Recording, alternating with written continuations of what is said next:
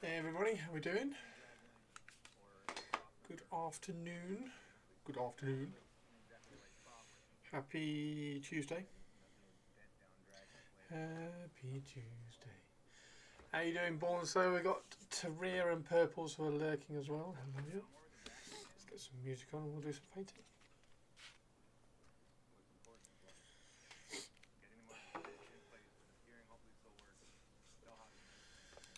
Music.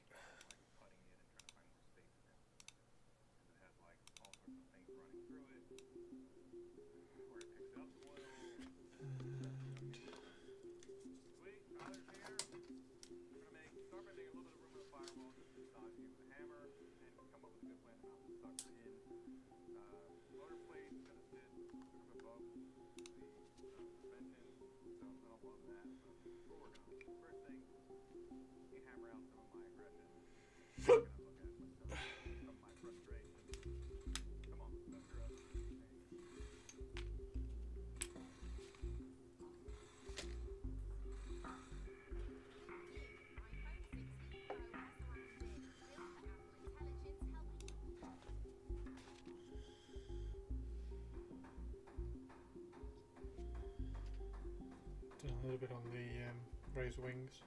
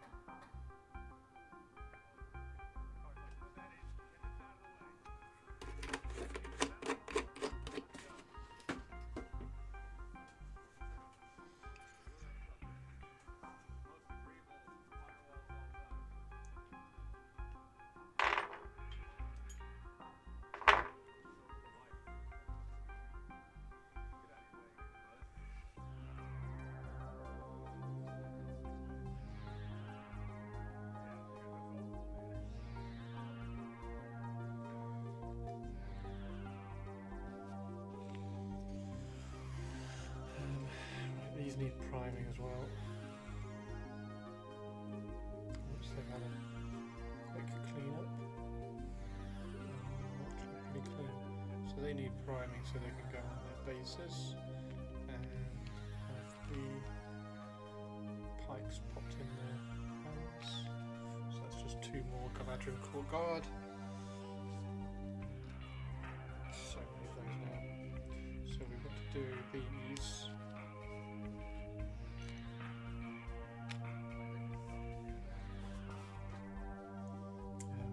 All of them.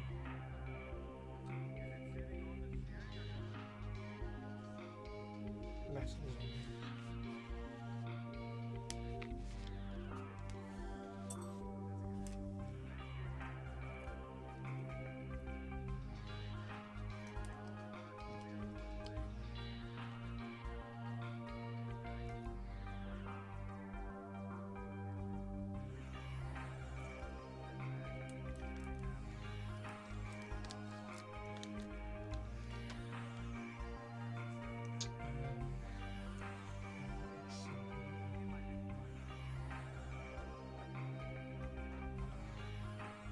so that's the silver we're doing them all.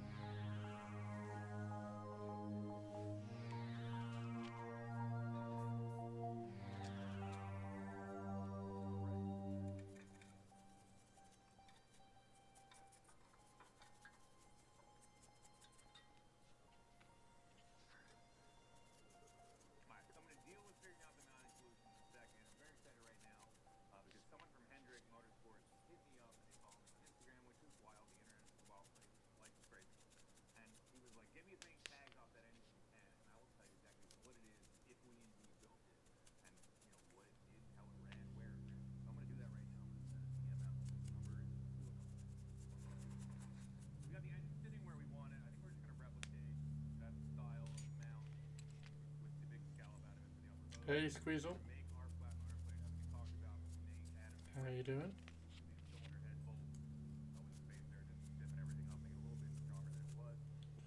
So I need to, later tonight, need to do a video for Pantheon, just for some feedback.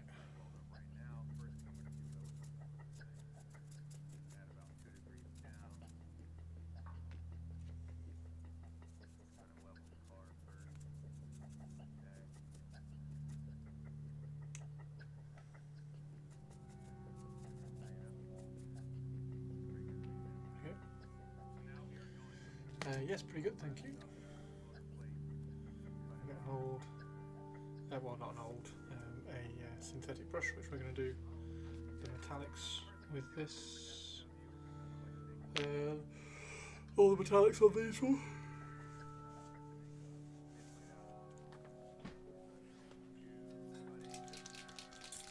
We are going to use the wet palettes.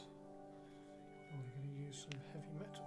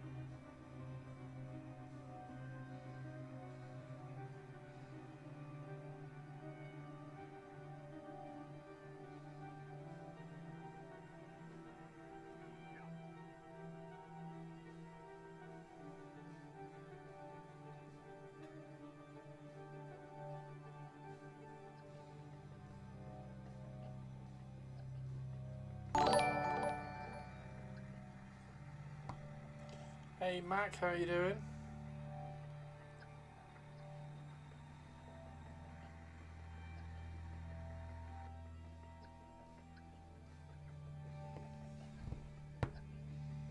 How was your stream, dude?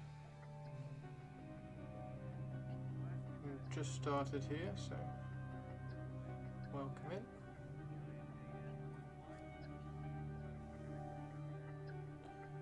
And we're doing some prep for a Lord of the Rings tournament I've got on the weekend.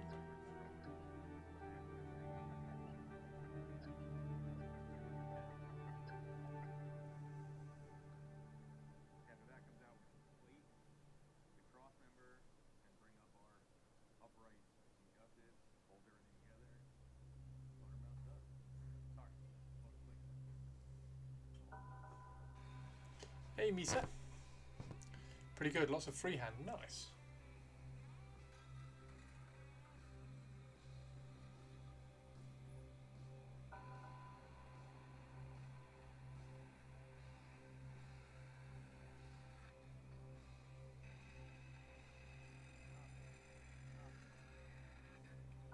we're just using an old, well, it's actually a new synthetic brush for all the metallics on this, so we don't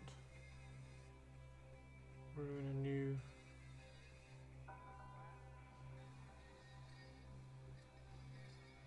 sable brush. We've got some freehand to do actually on the banner here as well, so we've got this banner to freehand some elven runes on, which would be quite cool.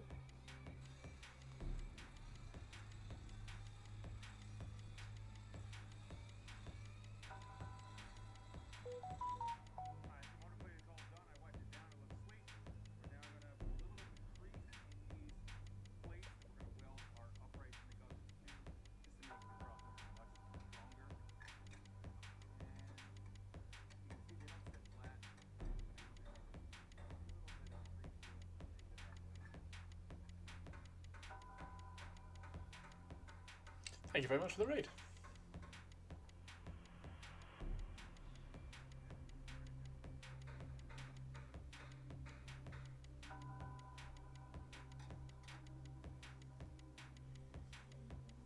So yeah, we're going to do all the silver on all of these.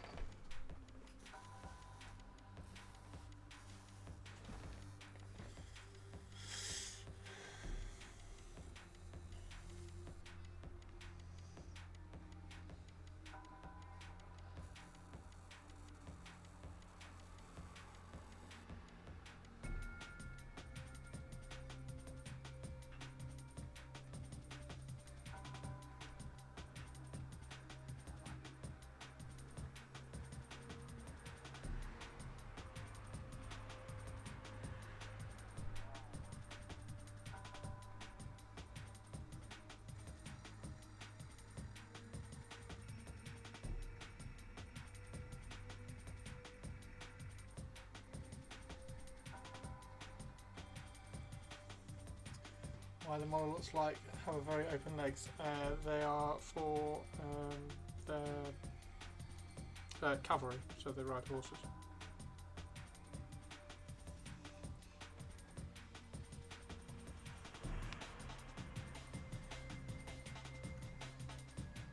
There you go.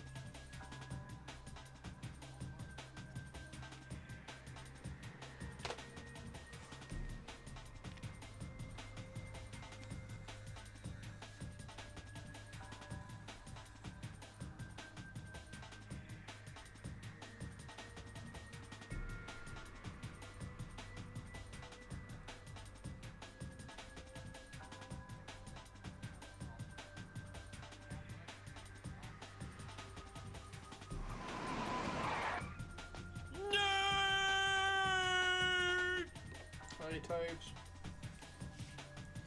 Good afternoon.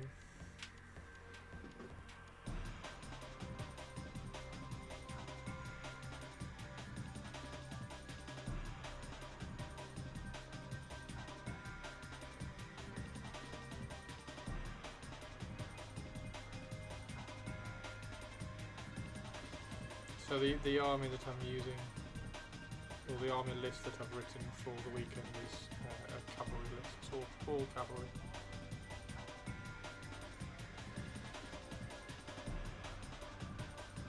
Should be really fun to use.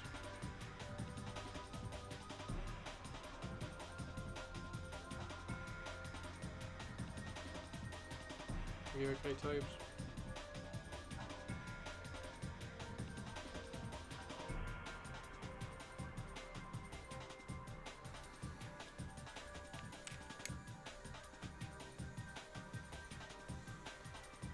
Age of Sigmar? No, these are Lord of the Rings.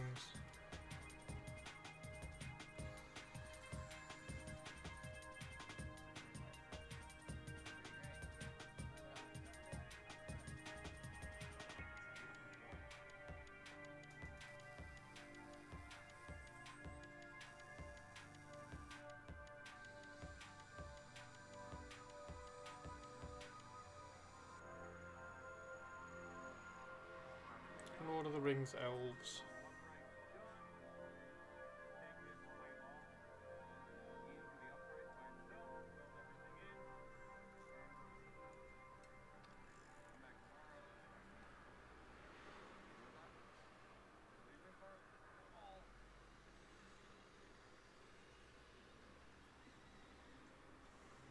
Start my COS. What's COS?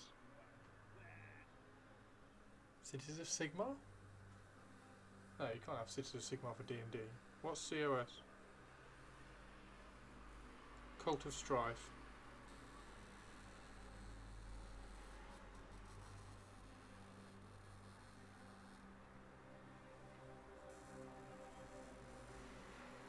Oh no, you did.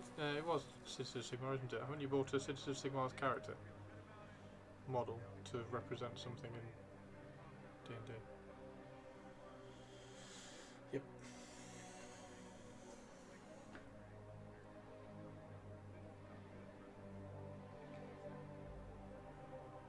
You're going to be a fighter.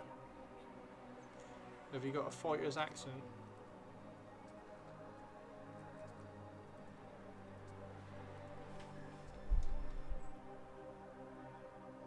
It don't matter what accent you actually use because it's just your character's accent.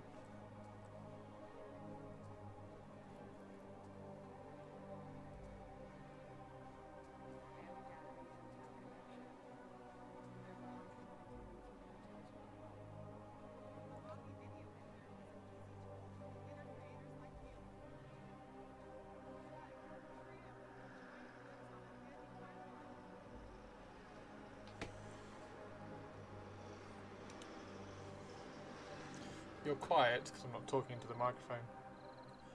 Hello.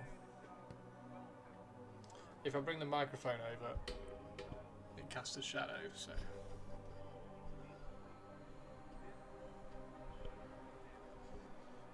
Just trying to move it away. Maybe I will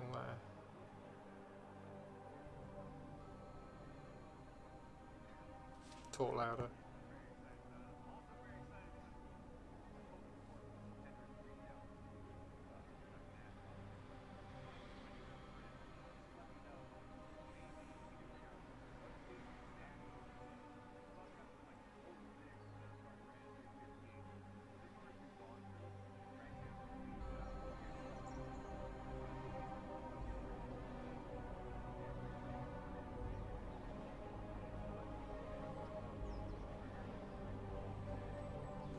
Painting blue?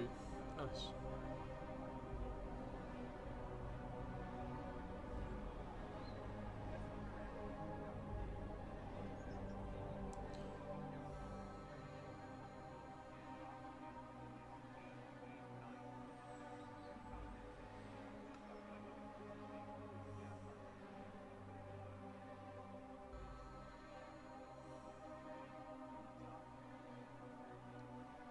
I've been trying to work out how to paint my Dark Eldar.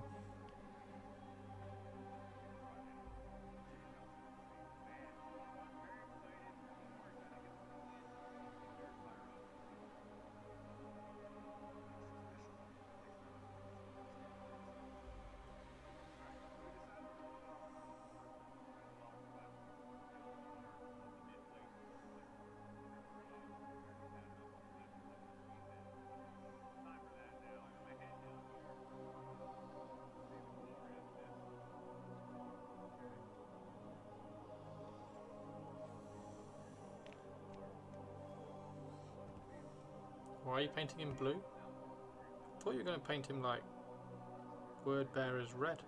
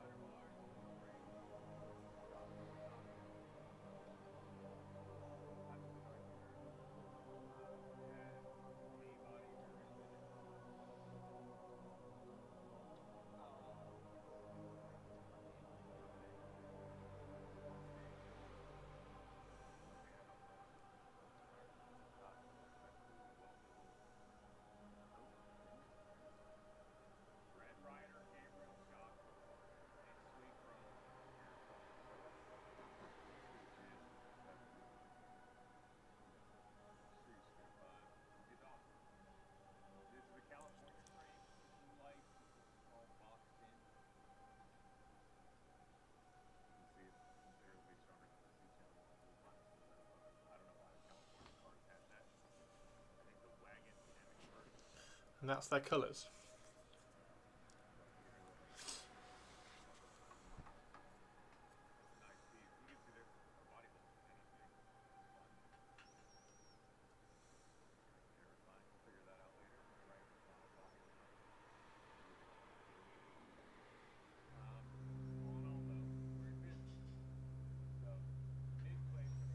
Is it session 0 soon?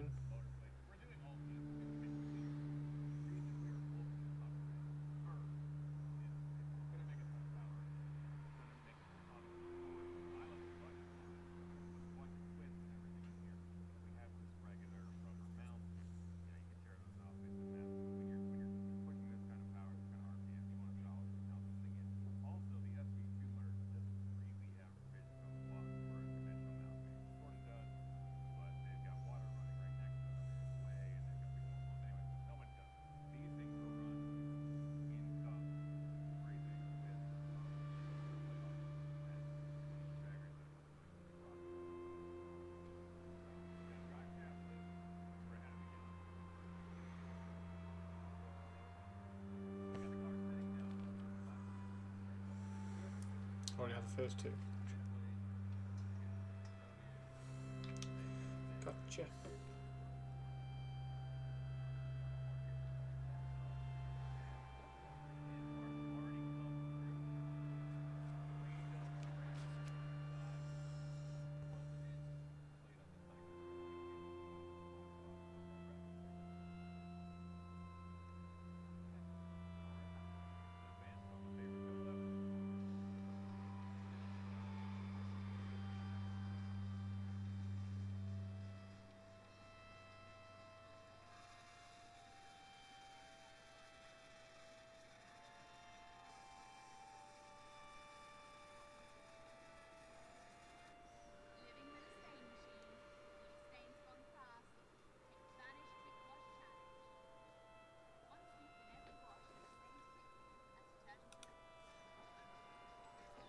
How did the first two go?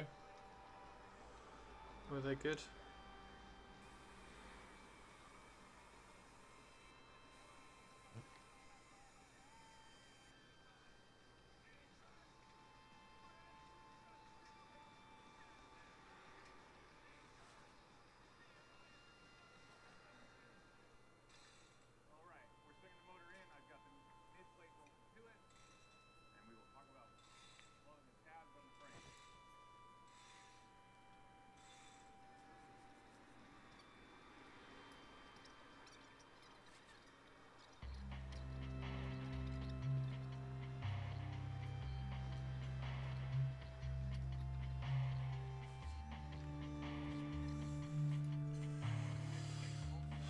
So I started at AC 19 with a feat that reduces damage by 3, so I'm living life. Oh, cool.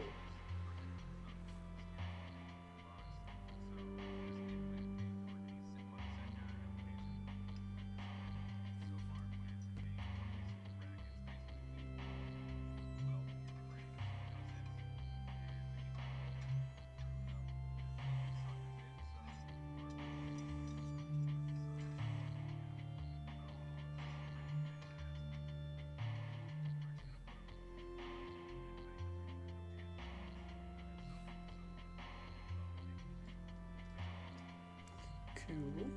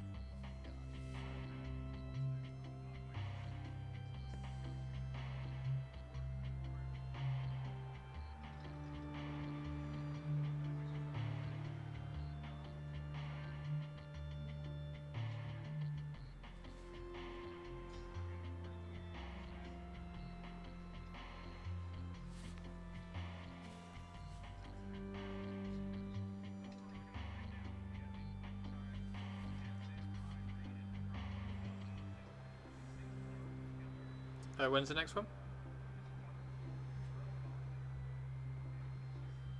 Will you have?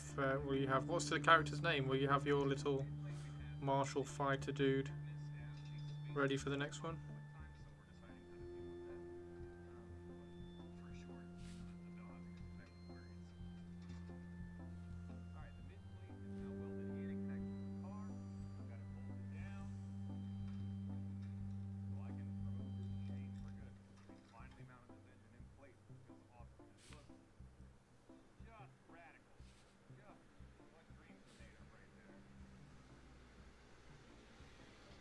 It's called Henrik. Hello, Henrik. I'm a fighter. My name's Henrik and I'm a fighter.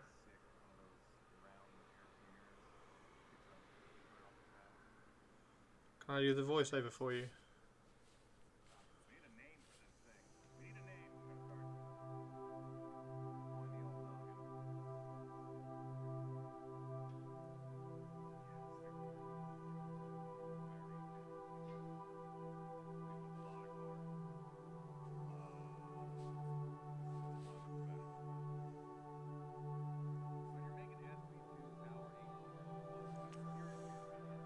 Not dissimilar to the voice you've given him.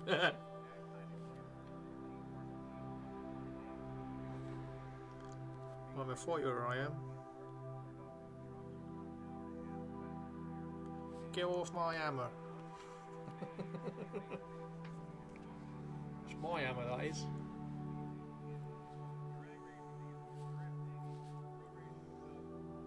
Said get off my fucking hammer.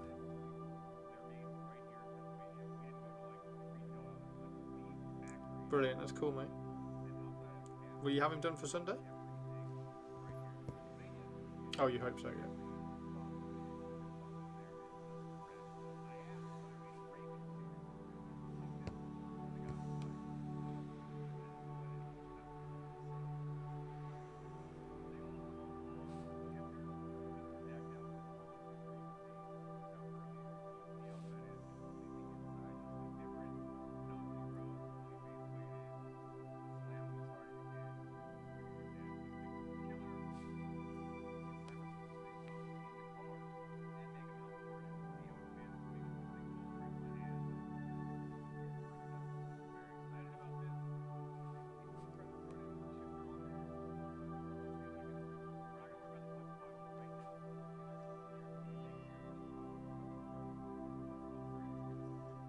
Look forward to seeing it, man. It'll be cool. It's a cool model as well, so.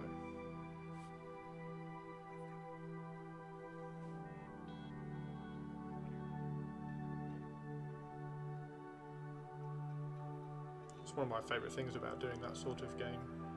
Going and finding a model to represent it. We had that Lord of the Rings dungeon crawler game at the weekend as well. That was a lot of fun. I'm tempted to do one for Shelob's Lair and try and get through Shelob's Lair. I can do some dungeon tiles for that. Ash said he's going to try and do some for Dol Guldur as well.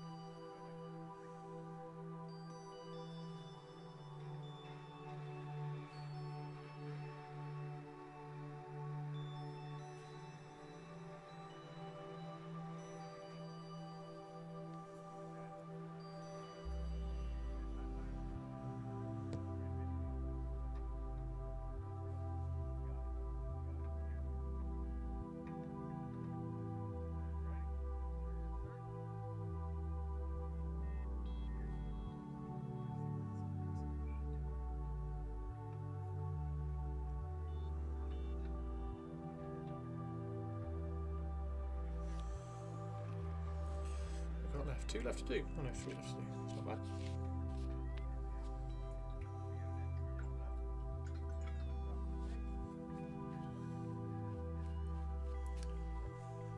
Can't wait for all the new Lord of the Rings stuff as well.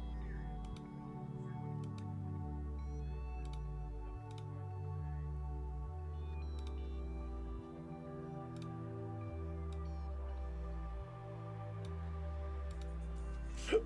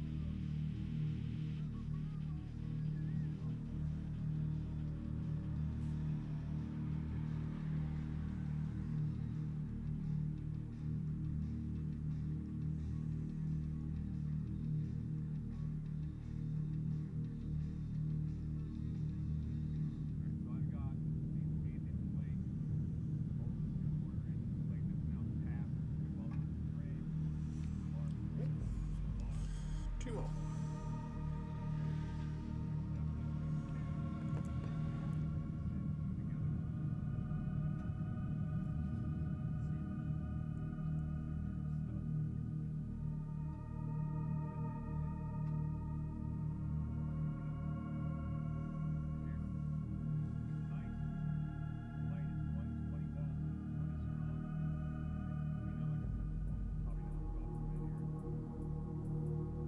Are you not working today then, Tobes, if you're painting, or are you painting while you're on the phone?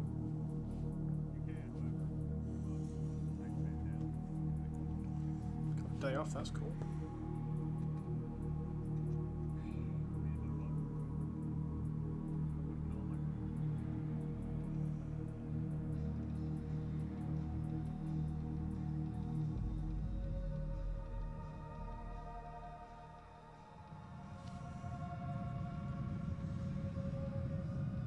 fancied a break. Nice.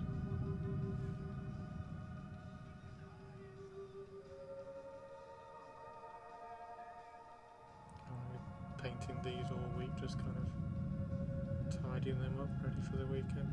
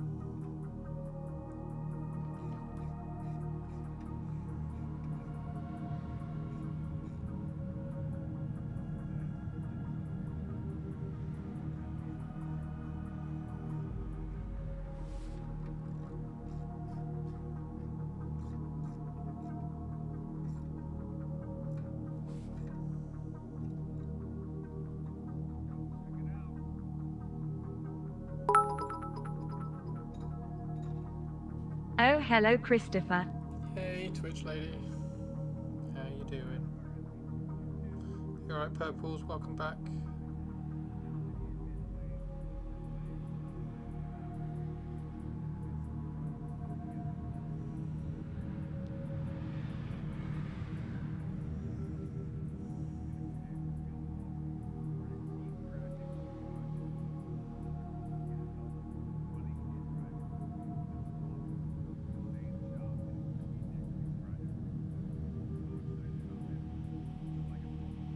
Are you okay?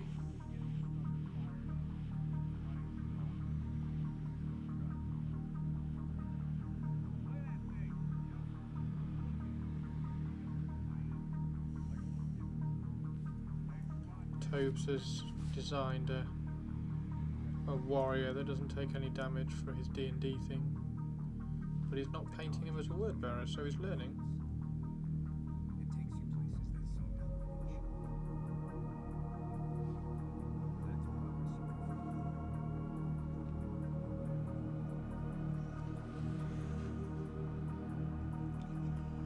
Kinda meh, but alright.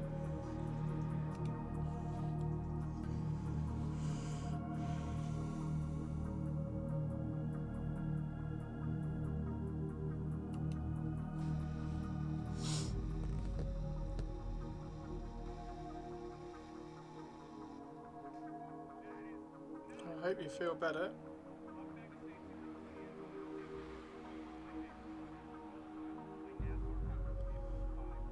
You feel better really quickly.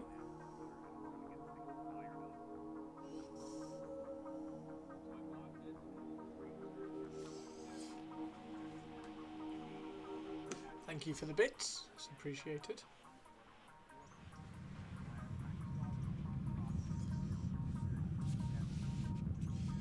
It's appreciated.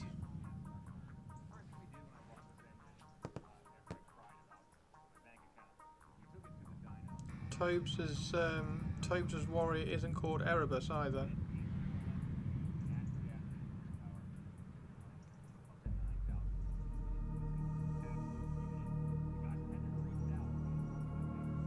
It's called Henry.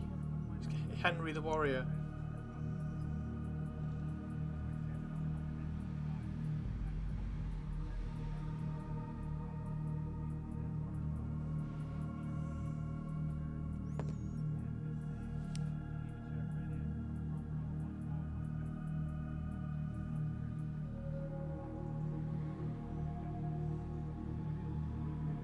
Henrybus.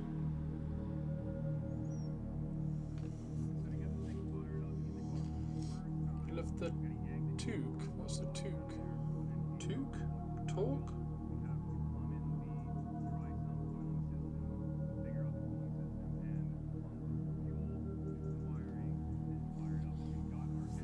Thought I'd mix up and play a good guy who turns out to be a bad guy.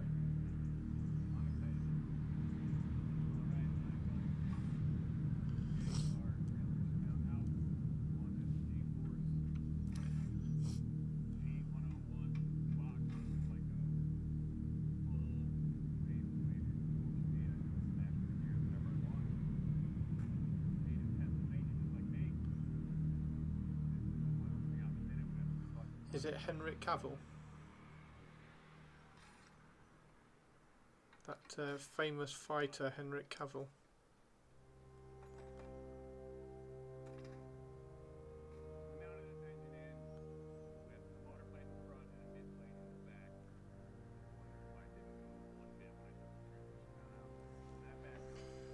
Done thing, beanie. Oh, the hat.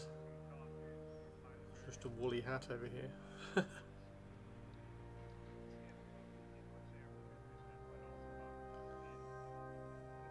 Thank you. Yeah, it's just a bit cold. Plus wearing a hat just keeps your head warm and it feels nice. And it's one of those feeling nice kind of weeks.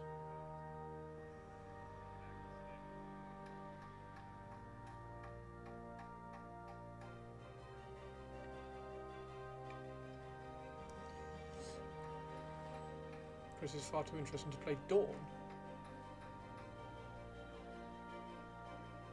Wow, I think that's a compliment there from Toby. Did Toby just pay me a compliment? Did Toby say I was interesting?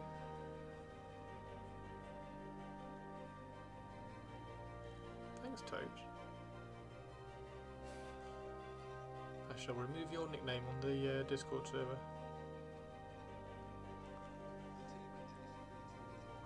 Hey, Tibbles. And put the heating on.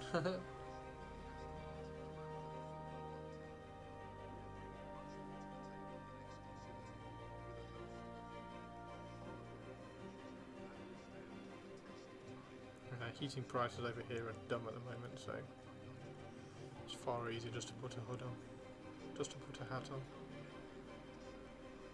No, it's not heating related. It's comfort related.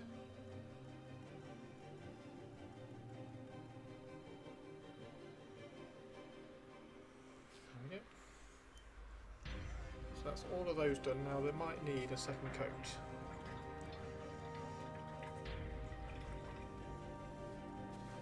More interesting than Dawn isn't a high bar. There we go. There we go. Compliment's gone. He can keep his nickname in Discord now.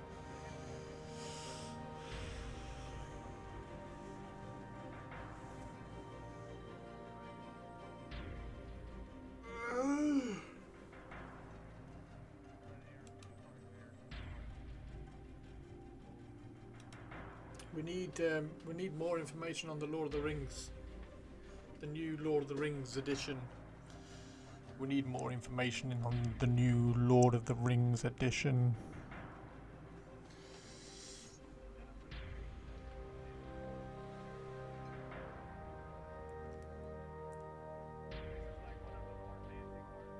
You playing a good guy now, that's some real role playing.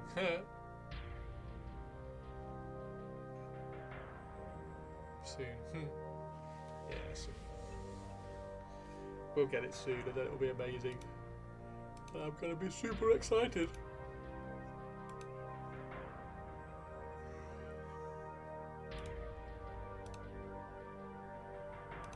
I keep refreshing my email to see if I get any information.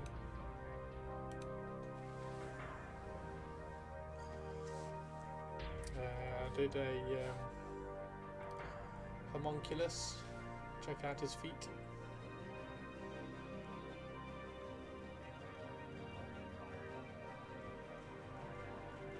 Take advantage of everyone you meet. Tobes, tell Purples what you did take advantage of though, Purples.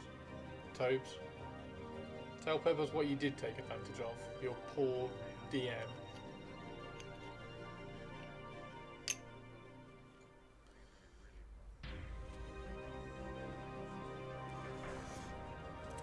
Tell Purples what you did.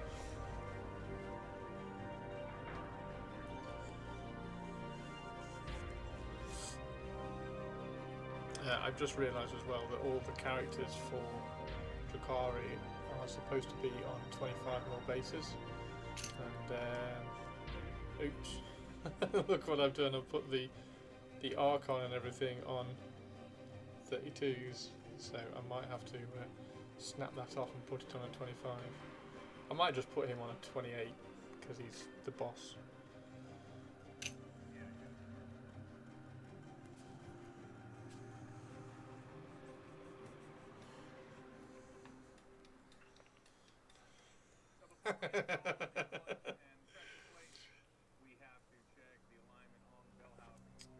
There you go, purples. Give an inch, Toby will always take a mile.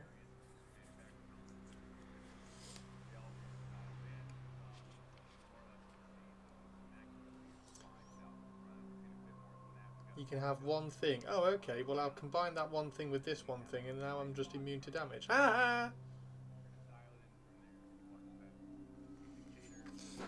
I hope you get hit for 26 damage soon.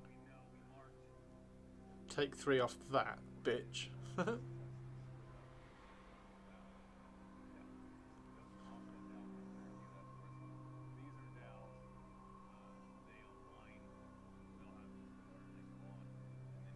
Although I don't know what level you are. Maybe you level like 6 with like 100 health, so 26 damage won't make much difference.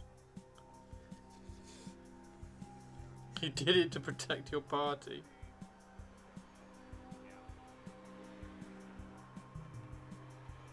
I'm the main tank. Oh, battery, thank you. Give me a sec.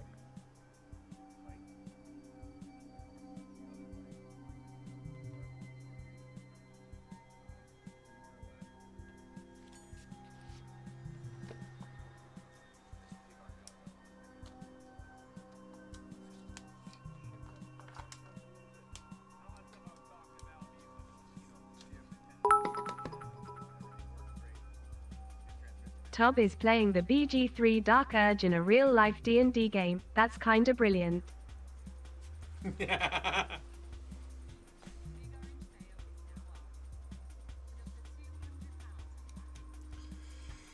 Toby's the kind of player he'll find a vial of oil and he'll be like, oh, I'll keep that, and then throw it at the boss's feet and set him on fire. Be like, haha, well, you gave me a matchbook and a vial of oil.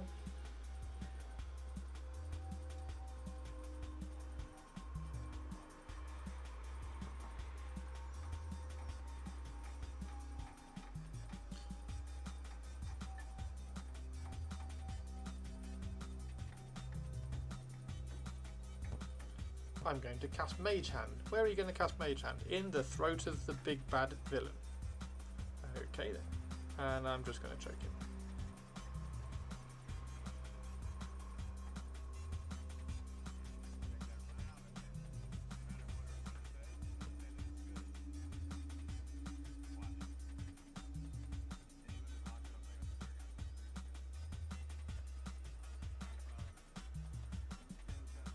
That's cool, Toby. I take it you're painting the magic shield on your Marshal. Gonna paint it like sparkly purple.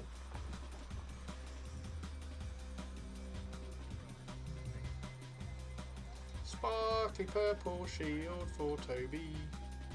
Oh, Henry. It'll be very pretty meeting. Right. While purple goes to a meeting, I'm gonna go make another cup of tea then. I'm gonna make a cuppa, and then when I get back we'll carry on painting this. It'll be very pretty. I hope so. We will judge it. Tell you what, there we go. We'll judge how pretty it is on stream when it's done, Tobes, and if it's not pretty enough for stream chat, then you'll have to do it again. It won't be a sec.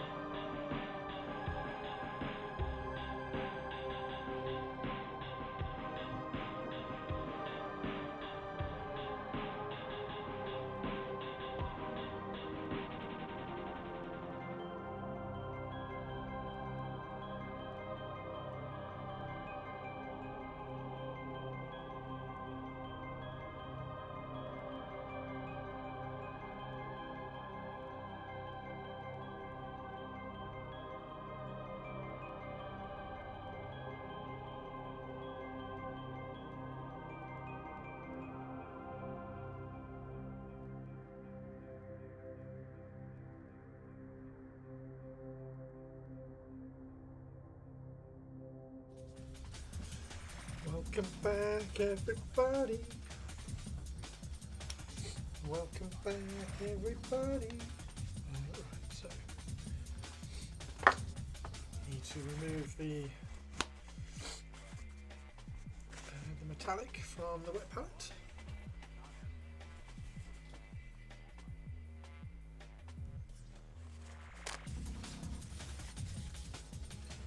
Do that now.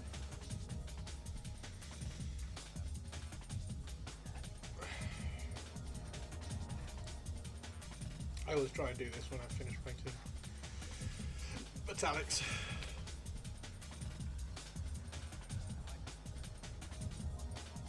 Just remove them.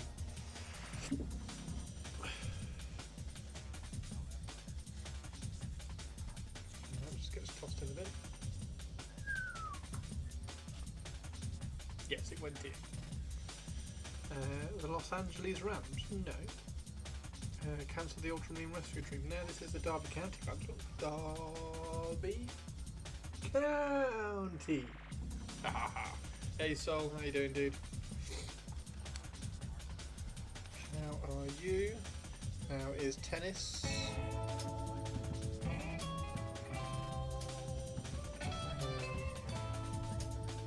I think what we need next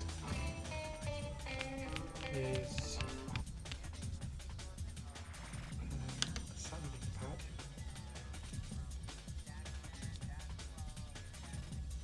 Use that one. I don't know where the grey one is. I had not a grey one, a brown one. I had a brown one which was slightly coarser. How are you, Sol? I think I saw Target coming as well. Hey, Target. Derby, that says Derby. It's pronounced dirty. Oh, I'll tell you what's pronounced dirty. Gibbs White's tackle at the weekend, that was dirty. Jesus, dude.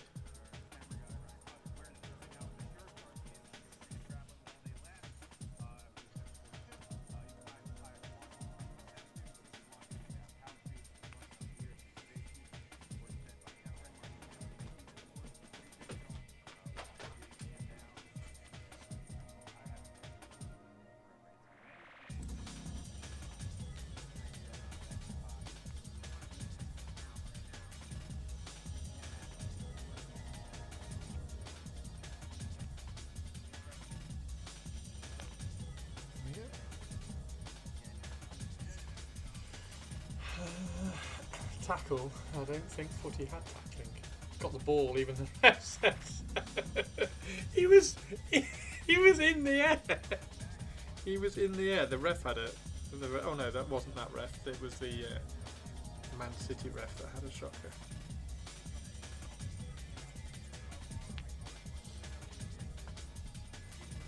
You're annoyingly doing really well this season. Stop it, please.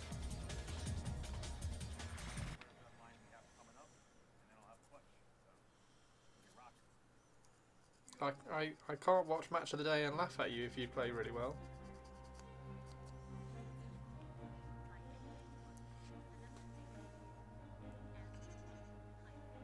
No, I saw he said he got the ball, but it was a shocking tackle. He was in the air. He was in the air, 2-footed, shocking. Really bad.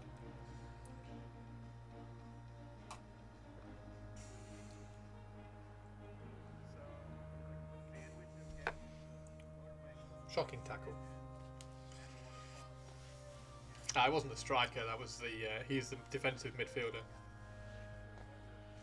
But that was that was hilarious. 93rd minute, and he was running the ball down. Yeah, everybody laughed at it.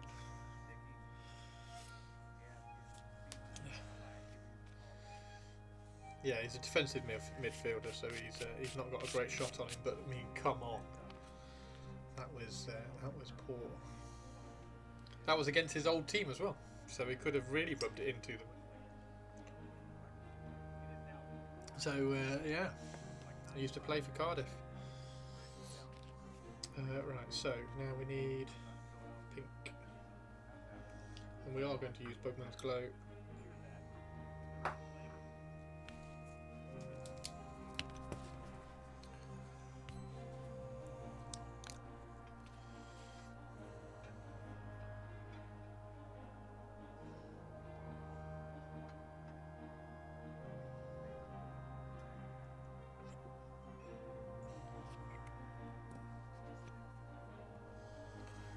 I think I can probably.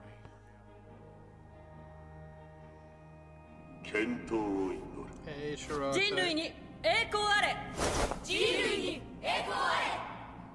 人類栄光あれ。栄光あれ。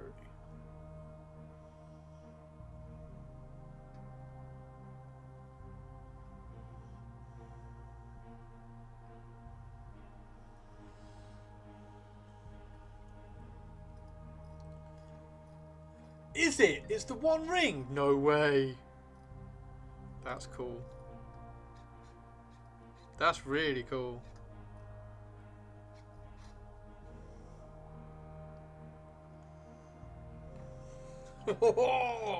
Is it like in...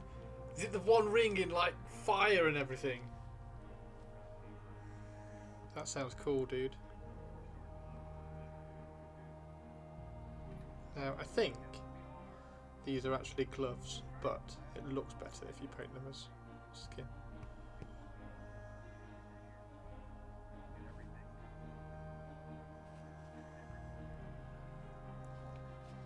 That's really cool, Shirato.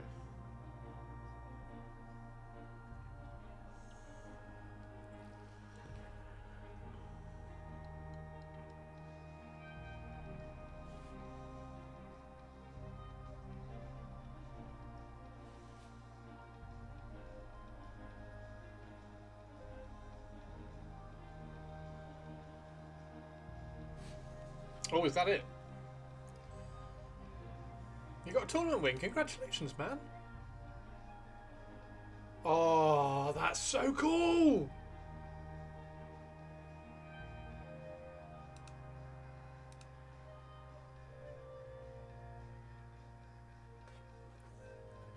I'm trying to get my bearings on the map. Oh, you can't zoom in. Where's Mordor?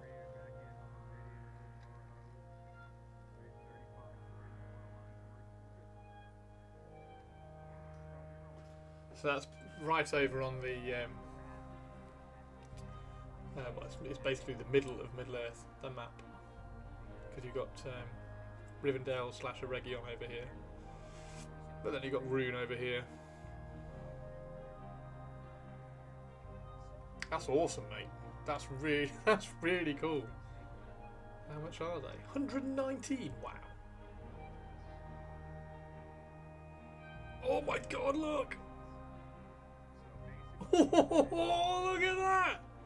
It's got the...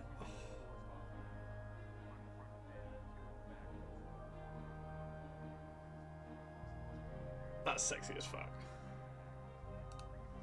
That's sexy as.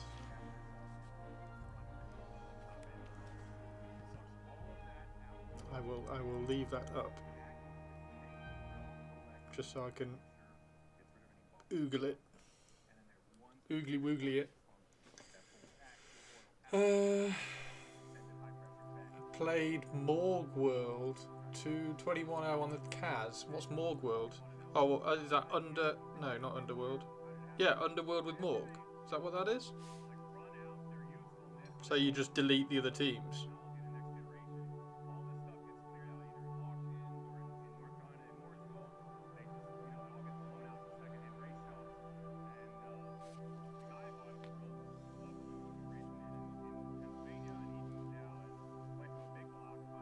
Hey Callum, how does the tournament work? The Blood Bowl tournament, or the Lord of the Rings tournament? So it's a team tournament. So I'm going with 3 friends, so it's a team of 4, and we each write a army list, and then we pair those army lists into the other team's army lists. Try and get favourable matchups. And then we play 5 games over the weekend, have a lot of fun, have a lot of drinks, have a lot of laughs, and then at the end somebody's won. And we give them a round of applause and then we go home. And my army is all mounted Rivendell cavalry.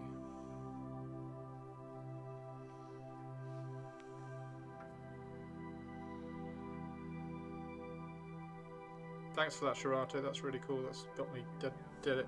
That's got me kind of buzzing about that. That's awesome.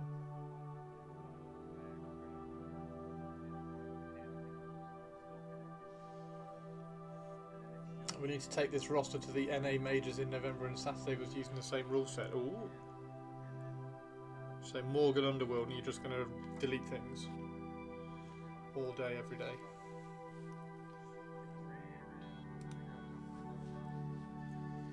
Hey Jet, how are you doing? I'm good, thank you, mate.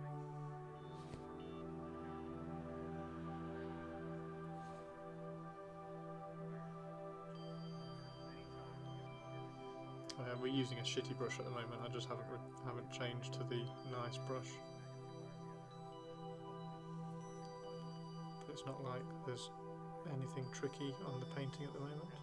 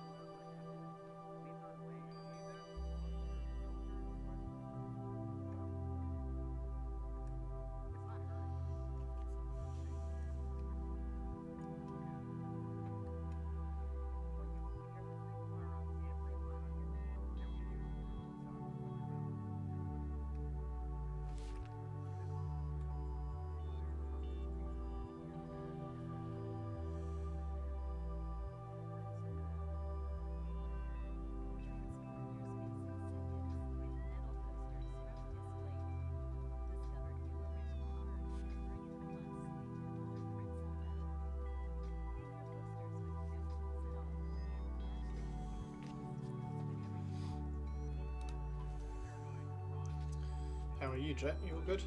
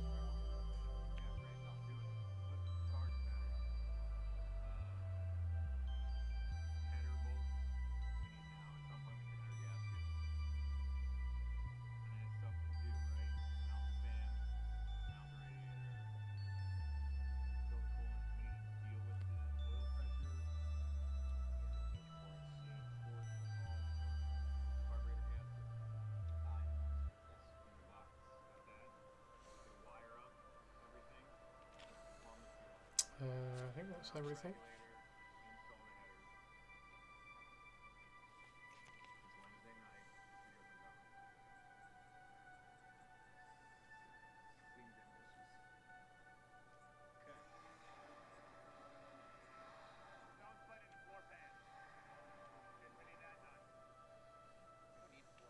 Okay, right. Get rid of this paintbrush.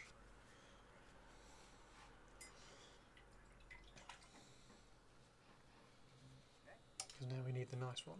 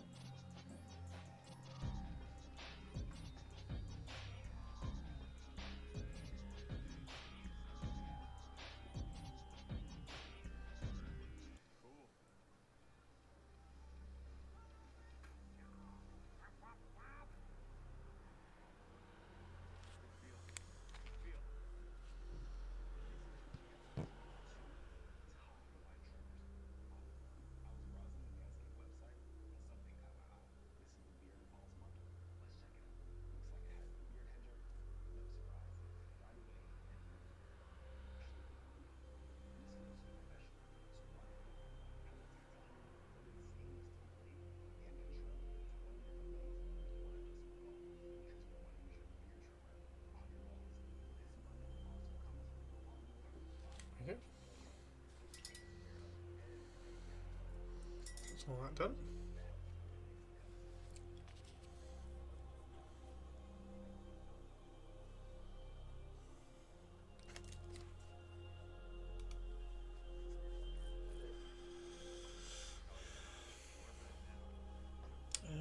Right now there is also. Well, we'll just wait for all that to dry.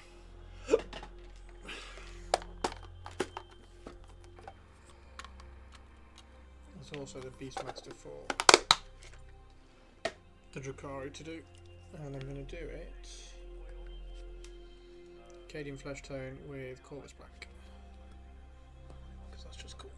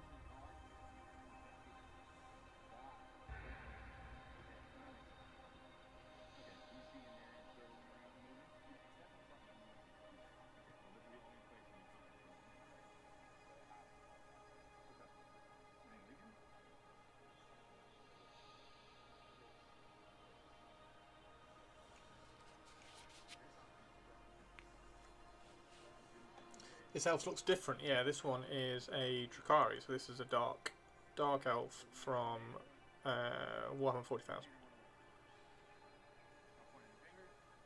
This is just one that I need to paint. So while the flesh, the pink on the skin was drying on the other elves, I just thought I would throw the flesh tone on this one.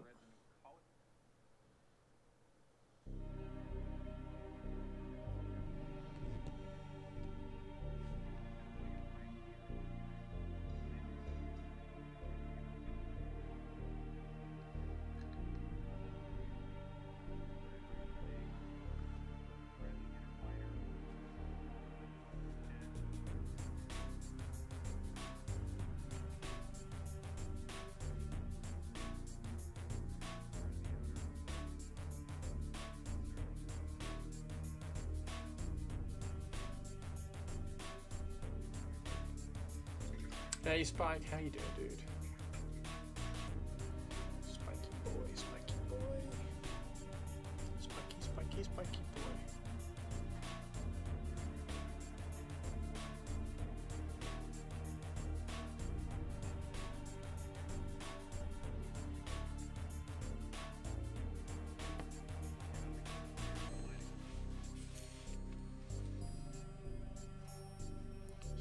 boy, spiky boy.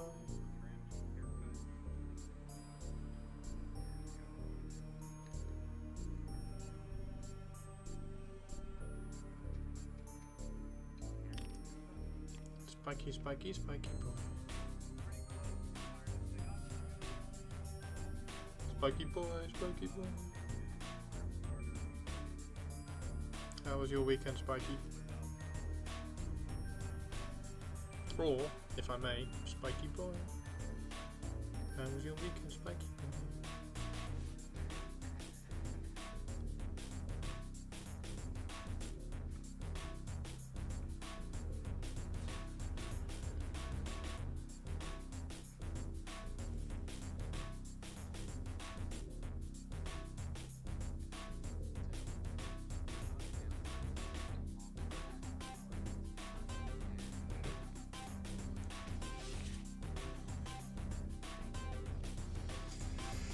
Just got back from motor vehicle licence office. Had to get my driver's licence and government health card updated. They actually streamlined and efficient. Took less than 15 minutes. Nice. So 14 minutes.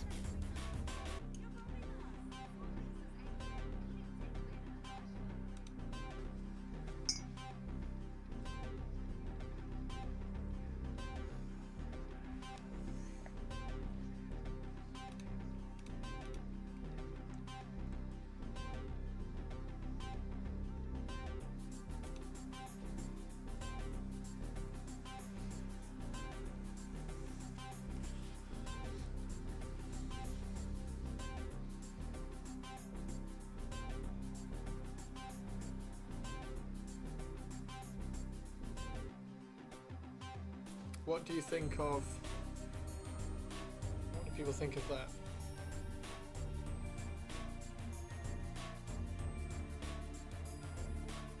So, not much painting though.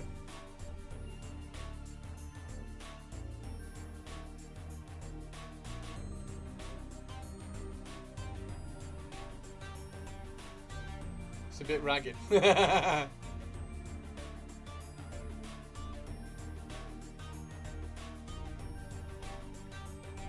What do you think of the backpack? Quite like that. Hey, purples.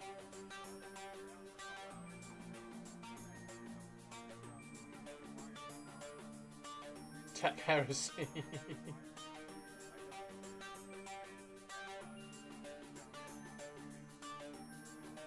I quite like him. I think he looks quite good.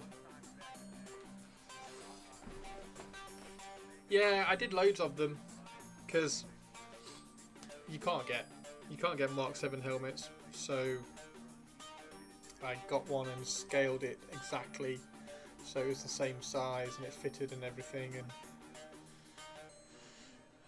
so I've done 15 of these heads. Some of them have got the skull on, some of them haven't, but I think it looks.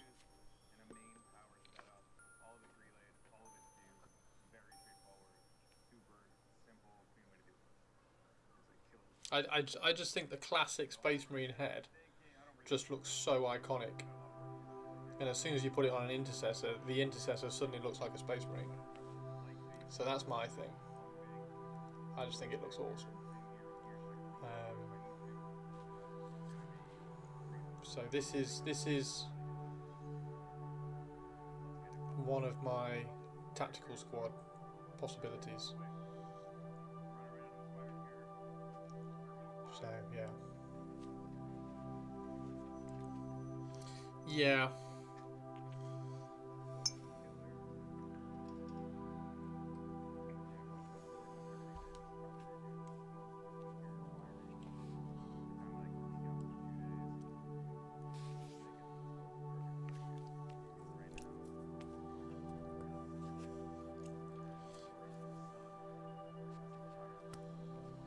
Gonna make some myself for a potential Marines product. If I ever make an army, it needs to be usable at 1 so I can't get away 3D prints, or at least not unless they're convincing.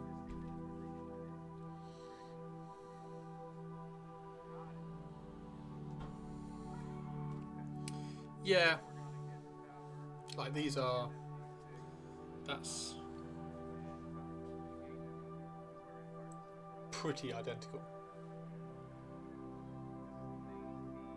In my view. In my view. Whiskey, thank you, dude. That means Ahoy, a lot. Chris Thank you, and man. chat.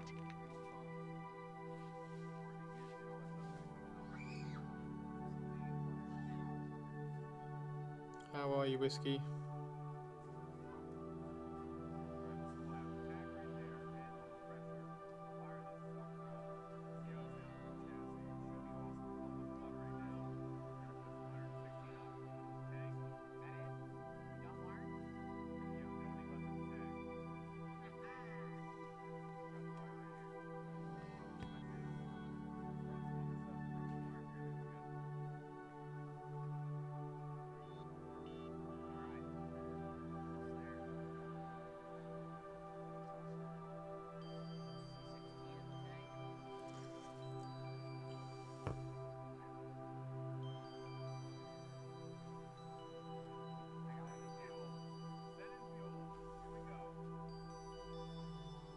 Yeah, I don't think I would ever use them in a Warhammer World tournament, and as such, I'm probably alright. But then, yeah, never say never.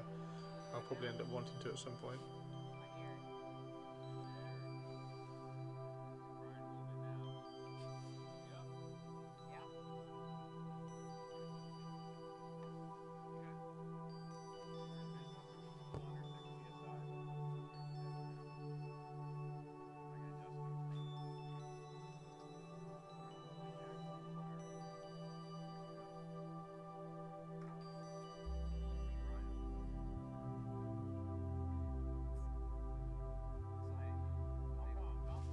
There we go.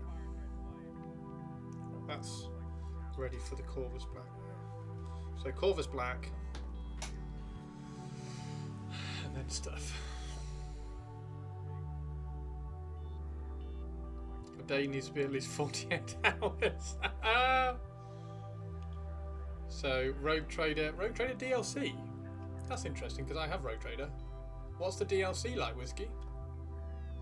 So are you doing Rogue Trader and Space Marine?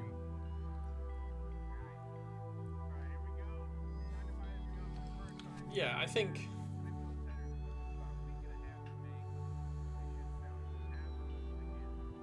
that sort of stuff looks quite cool. I kind of want to put some, I don't know.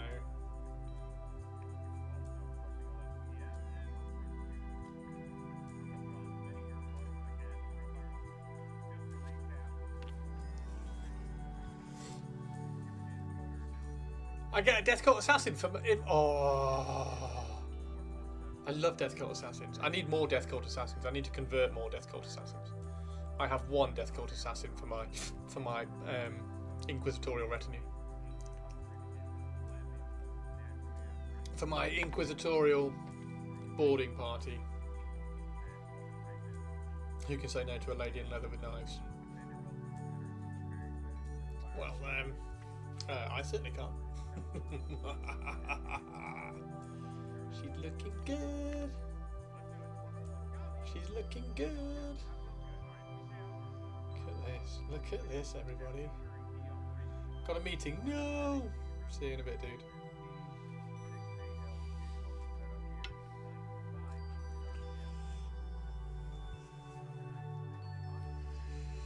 Very. Very, dude. Very, very, very, very, very. It looks amazing. I can't wait. I also, because I had this up at the start of the stream, I can't wait for the Hera model as well. So what we will end up doing at some point in the future, we will have, I need to finish her off as well, we'll have see-through dress Galadriel and Hera leading an army. The pair of them leading an army, because I can see that happening. So yeah, I need to finish off that Galadriel model. She's really, really close to finishing. She just needs like a tiny, tiny little bit of bot. Pretty sure that's Jean Grey Phoenix. No, it's Gaia Fawkes? It's obviously Scar's Witch thinks she's a Nexus beard. Oh, right, okay, cool, yeah. No, I was talking about the voice actress for it. It's Gaia. What's her name? Hang on. I'm sure somebody else will go and find it.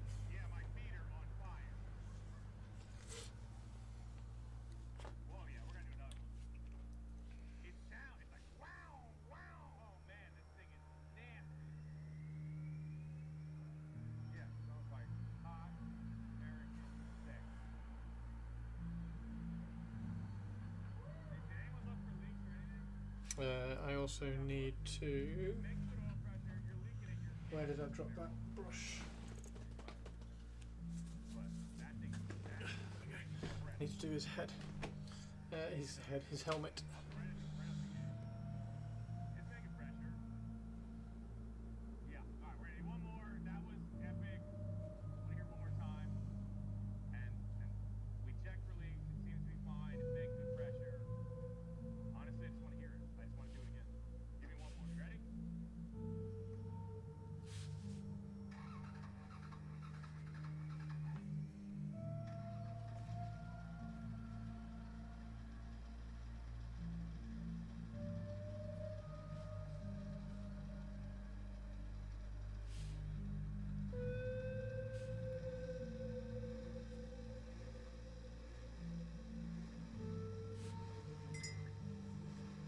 Obviously Scarlet Witch.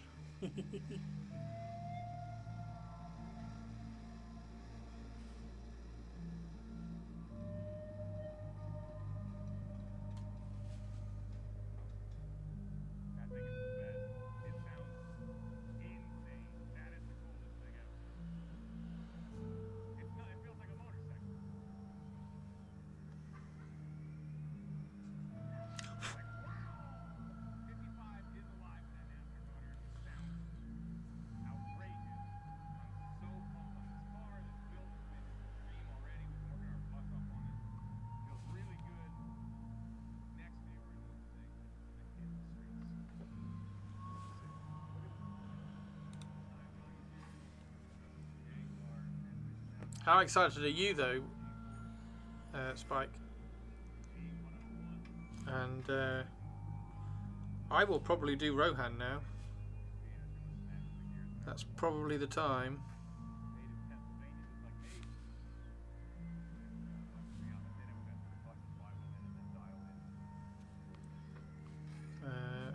Obviously, hopefully we'll get sent the box so that we can do a proper awesome preview for you all on all the rules and the models and everything.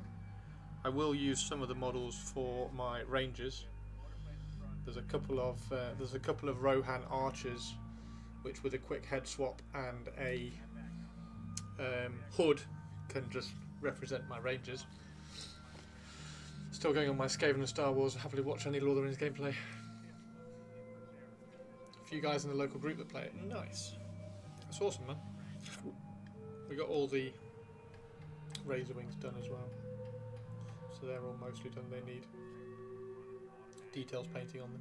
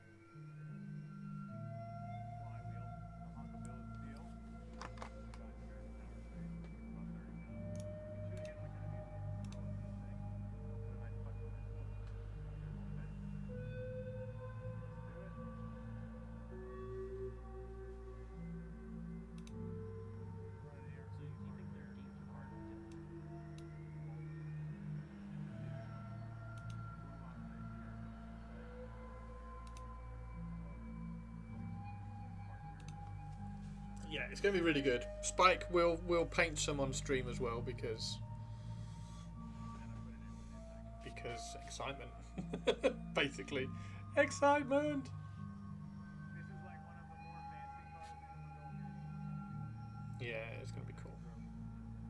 gonna be cool.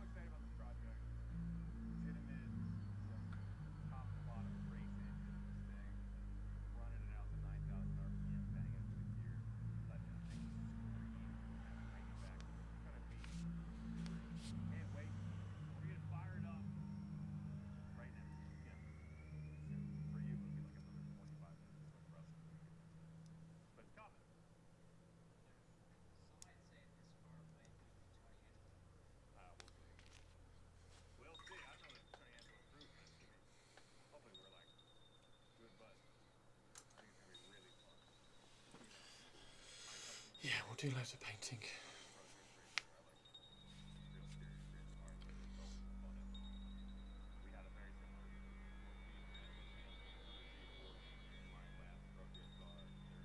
We need to decide. Oh no, we know what colour whip it is. Turquoise, isn't it? So we know what colour whip is going to be.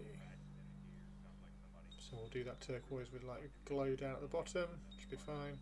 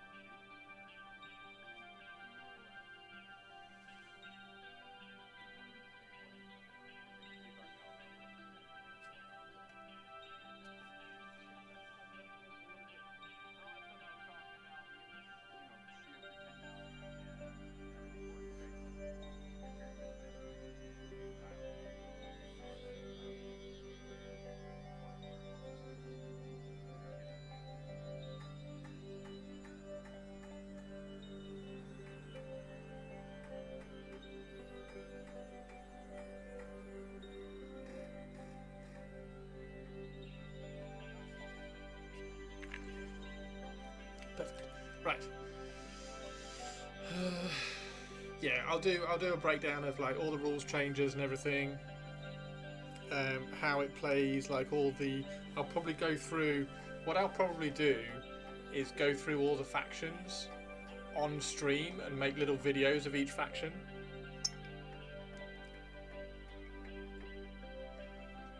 So we'll do a faction breakdown. So like Rivendell, here's all the pages from the Rivendell book, and then all the stuff from that and things. So.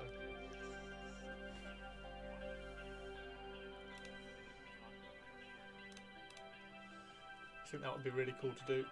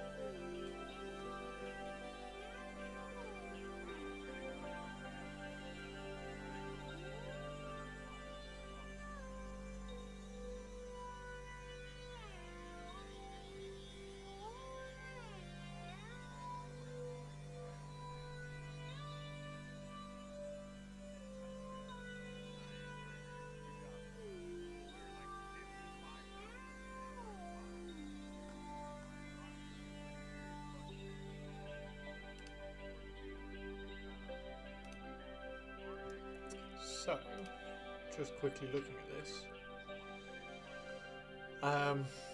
There's a few really cool things about this. Firstly, that playmat is a photograph of a gaming board that my mate at Games Workshop has made. So he made that gaming board, and then they got a camera and photographed it from the top and turned it into a playmat, which is really cool. And then on the other side is a green grass one. So there's this one on this side, and then there's a green grass one on the other side. So that's awesome. So that's a photograph of a gaming board, which is fab. Now it is only paper. It does say it's only, where is it? Double-sided playmat. So it is just a. Where is it? Where do they talk about it? Oh, it just says 3x3 playmat. So maybe it's. I'm sure it said paper somewhere. Anyway, so that's really cool. Hopefully it's not paper and it's like, maybe it's card. Should be cardboard. Yeah, I would imagine it. Thinking about it, actually, I'd imagine it would be cardboard. Does it say on here? Double-sided playmat? No. So I'd imagine it'd be cardboard, like Kill Team. Let's get the microphone up. So like Kill Team and stuff. I think that would be quite cool. So you get plenty of stuff in here. You do get the rules manual. You get a little War of Rohirrim scenario book, and you get the measuring sticks, which is awesome. Actually, they're really smart little measuring sticks. But then you get Haleth. So Helm Hammerhands. I like cardboard. Yes, I've got loads of them actually.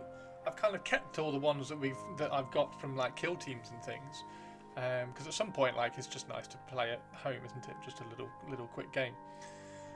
So Haleth, the son of Helm Hammerhand, and also Hammer, the other son of Helm Hammerhand, and obviously we are waiting for Hera, the daughter of Helm Hammerhand, which will be awesome.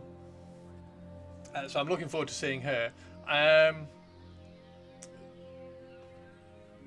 They look really nice. I really like a couple of the Dunland ones. These look okay.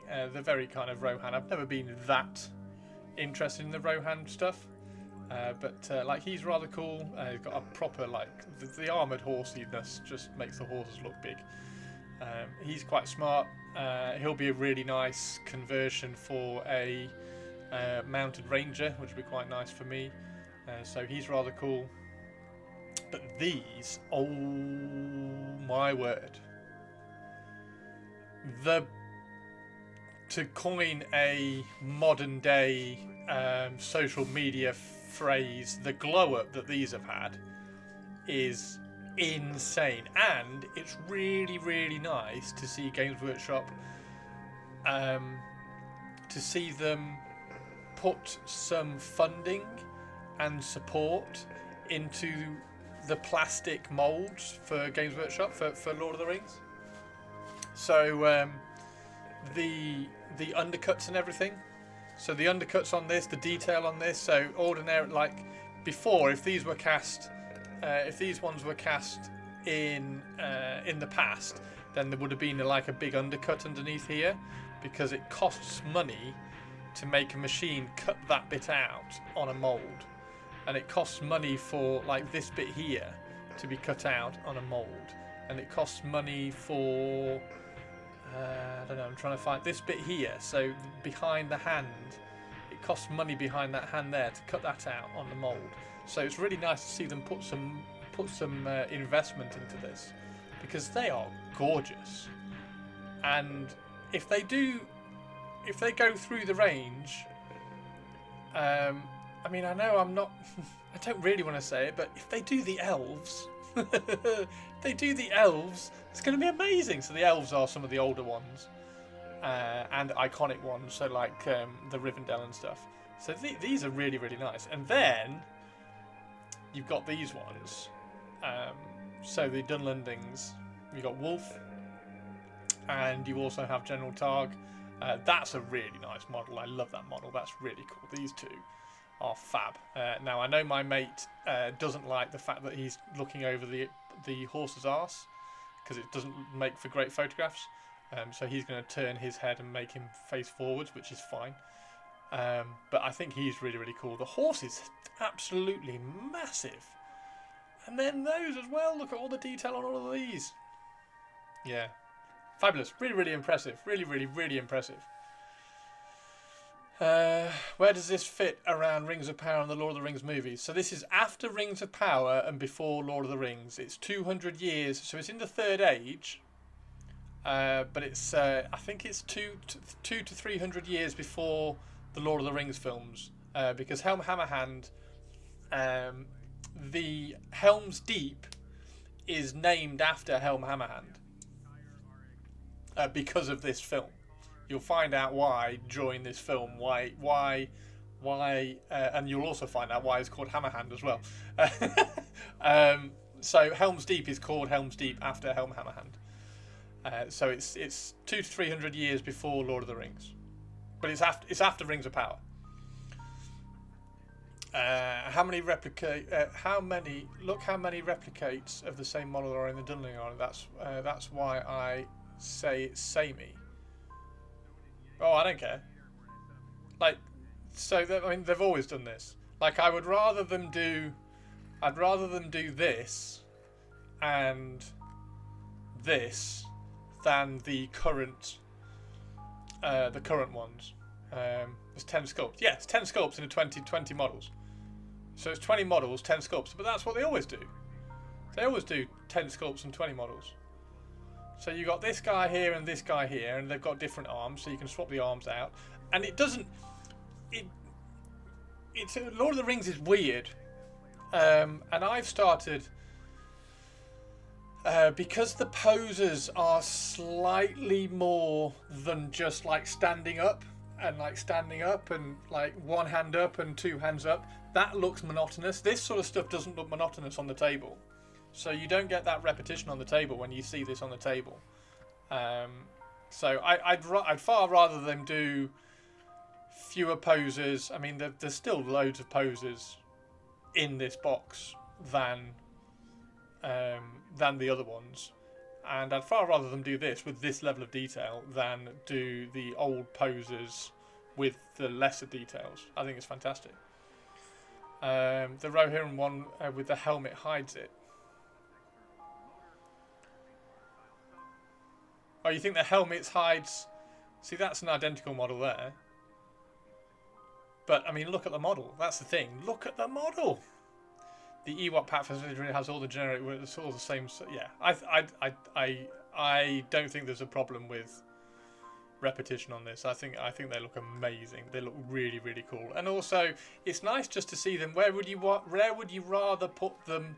Where would you rather they put their investment? Having 20 unique sculpts that had no undercuts and no detail, or 10 unique sculpts to duplicate across all your Dunlendings that have this level of detail. I'd rather go with this level of detail, thank you very much. And then also you can just do little tweaks like this guy here and this guy here. All you have to do is put a little bit of a bend in the arm and have this bow pointing down a little bit and twisted, and he doesn't look the same. Or give him a torso twist. So yeah, I think they look amazing. I think they look really, really cool. I'm dead excited. So yeah, and also remember that these ones are likely to be 3D prints because they tend to paint 3D prints, or at least resin versions. So they will have these exact models to paint. So as soon as you get the plastics are so easy. And like that arm, you'll just be able to. Ewoks are bred for food, Tarrier. Et tu? They're tasty like nice chutney. So yeah, they're really, really cool. And then you get houses as well. Houses, some little fences, some barrels, which are all really nice for doing. How dare? How dare? I know. Yeah, the cannibal Ewoks. The barrels and the fences and things are really, really nice for when you're doing display boards and like little scenario things. And then you get a rules menu, scenarios, and a quick reference. Oh, it's going to be amazing. super excited, super excited. They're just really nice, and there's 4 of the, yeah, just brilliant, brilliant. And they do say down here as well that they are designed so that you can use them as the Wild Men of Dunland in the army of the White Hand under the sway of Saruman. So Saruman can have the Wild Men of Dunland in his army, so you can use them for them as well, because like it's identical. And Ewok Jalfrezi, speaking of scenario, how was the escape this weekend? Oh my word, yeah, that was really, really good. So the escape this weekend, did I put it on? Show you the video quickly if I can find it. Somebody, there we go. So this is the garage that my friend has done with like a really cool resin poured floor, which looks amazing. And then we played a sewer scenario. These are all the little sewer bits, and then when you get to the end of one, you roll a dice to see what you've discovered. And it was basically escorting Sam, Frodo, and Gollum with the ring out of the sewers against a load of orcs, and it was really, really cool. And this sort of game, I played this sort of game with my friends down in Hull called Shadows of Brimstone, which was absolutely amazing. Similar kind of dungeon crawler thing, but I'm going to go, this was so much fun, the game was so much fun, I'm going to go completely ham with this.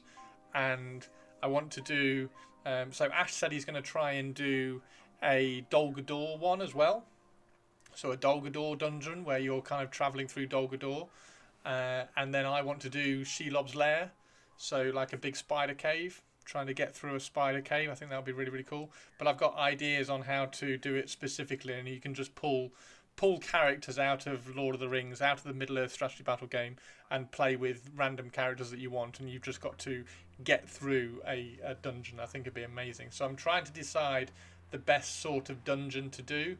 I think Shelob's Lair is probably the easiest. The only problem with Shelob's Lair is that you don't have any variety of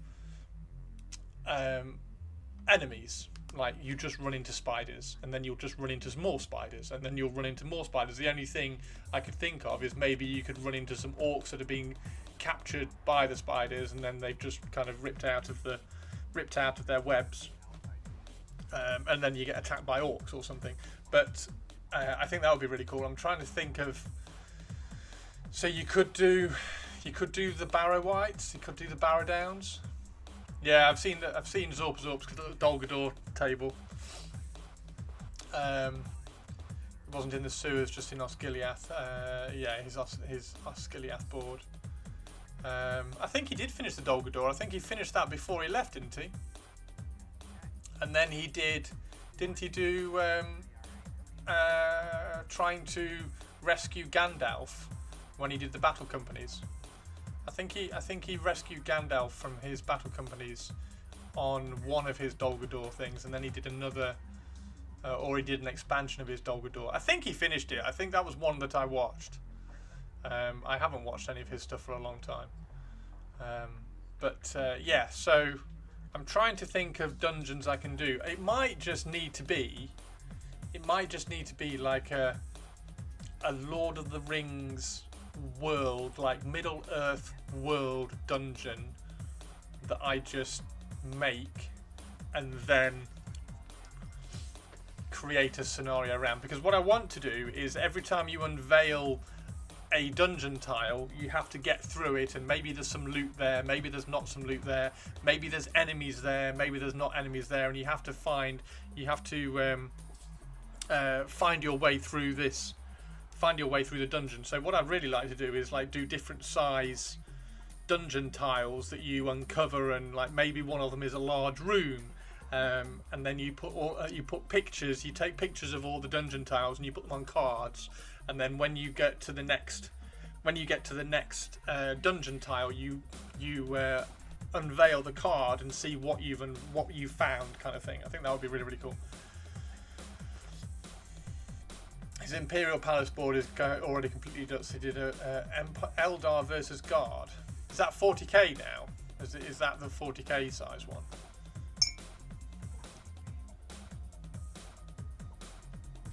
Yeah, 40k. Yeah, I've not watched any of those. I think I started watching the first one, but I should probably catch up at some point. Does he ever finish anything? Yeah, I find it difficult to kind of keep up because all his videos look identical. Can be used to Imperialis. Yeah, I thought it was an Imperialis Emperor's Palace that he was doing. Right, so he's awesome. He's fab. He's fab. Right. So we need some Corvus Black. That's Abaddon Black. That's not Corvus Black. That's not Corvus Black. Where the fuck is Corvus Black? So that's my plan. At some point, I will do a Lord of the Rings board that kind of all fit together.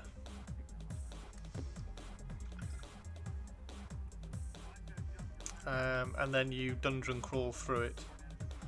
That's the idea.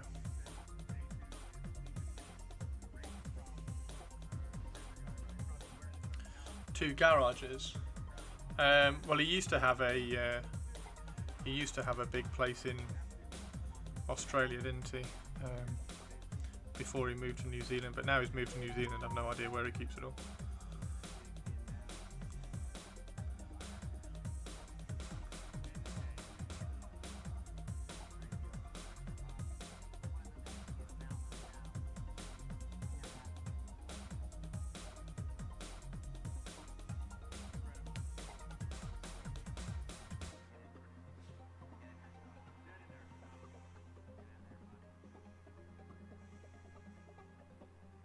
Can you think, so here's a quick question then.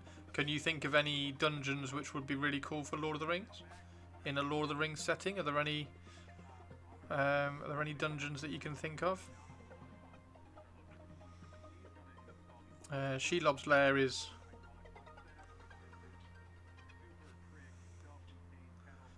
I think Shelob's Lair is quite an easy one to do as well, because you can kind of just go... You can have a load of fun doing the... You can just have a load of fun doing the tiles.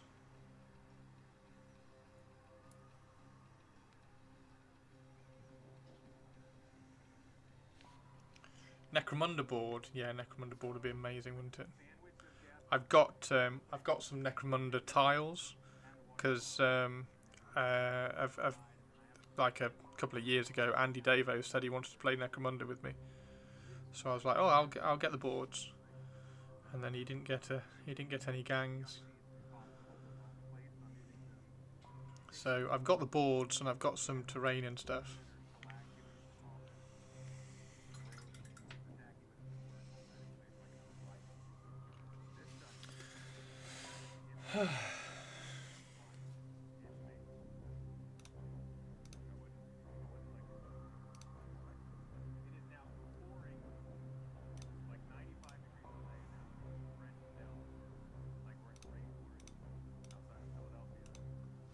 "3D printed the elements of the tiles and glued them on one." Oh, nice! Did you have a look at the LV427 3D print corridor tiles? It's printable, so you can do the inside of bases. It's mostly sci-fi with no cabins. Oh my word, how good would that be? I mean, it's basically Space Hulk, isn't it? It's basically Space Hulk. But if you could print LV427 corridors and then play Space Hulk on it, because that's kind of what I was thinking. Like when we were doing the dungeon things, it was kind of what you were thinking, because it needs to be more. I don't know.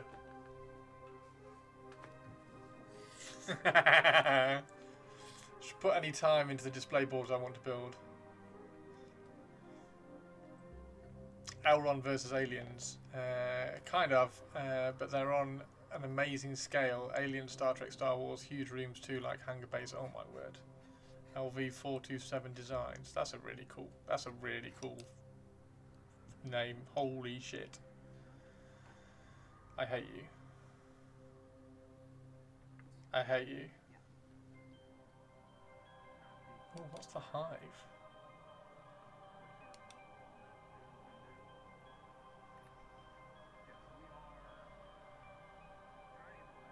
Oh my god.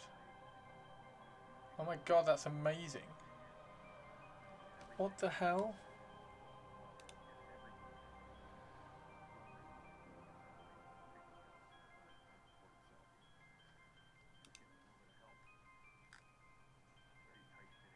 Alien nest. That's phenomenal. Free download, yes please.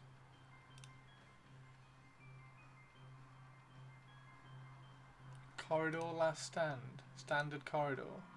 Oh, look at this, guys.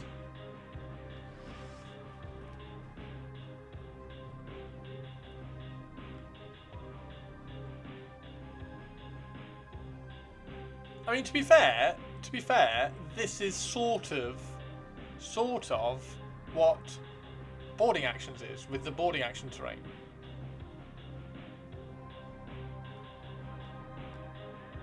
It's just that turned up to like 11 million. I do love boarding actions. Boarding actions is awesome. This is. I mean, look at this. Look at this. Do you wanna fight in a hive? In an alien hive corridor? That's just awesome.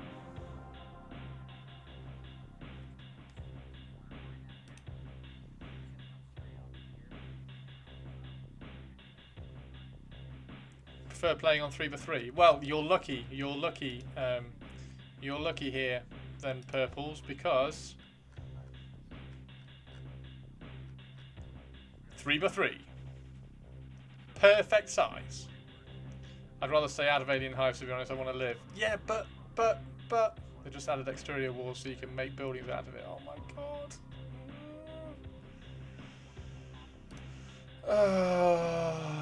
That's super cool.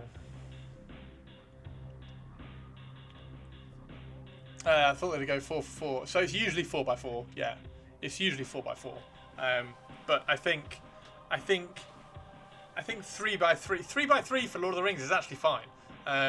We usually play on 4x4, but that's mainly because we've got a 4x6 board at Warhammer World, and you just like knock 2 foot off the side of it. It's 3x5. No, it's too big. So, unless you play big games of Lord of the Rings, and when you play big games of Lord of the Rings, it gets a little bit unwieldy and a bit clunky. You don't need anything larger than a 4x4. So a 3x3 is actually fine, because it's so. Lord of the Rings is so individual model focused. It's really cool.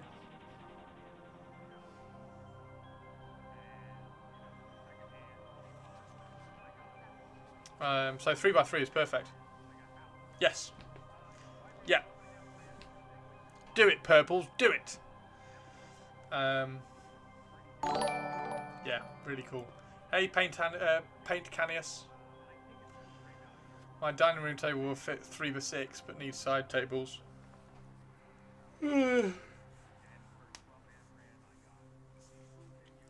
So yeah, I will do. I think I will do a Shelob's Lair. I'll plan out a Shelob's Lair. That sounds really cool.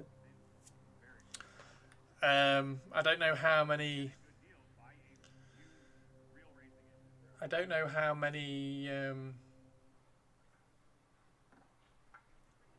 Tiles to make.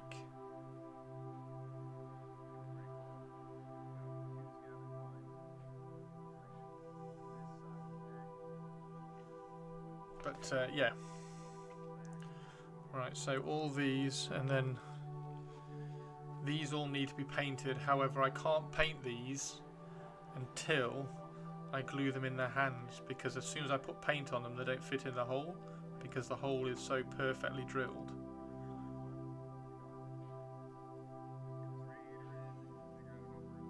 hole is so perfectly drilled.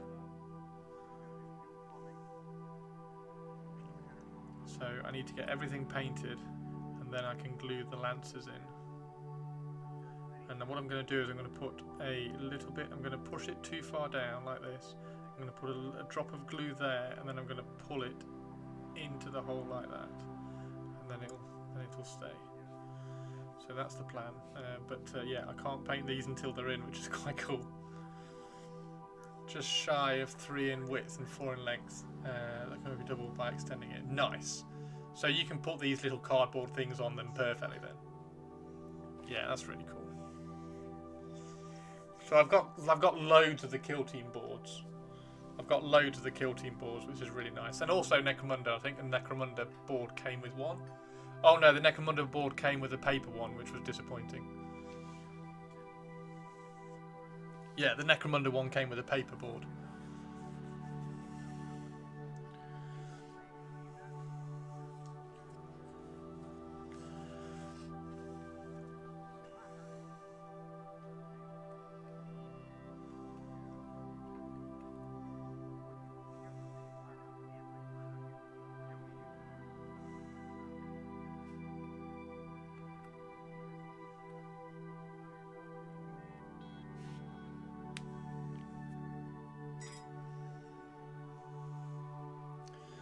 Hey Wolfie! We were just talking about Shadows of Brimstone.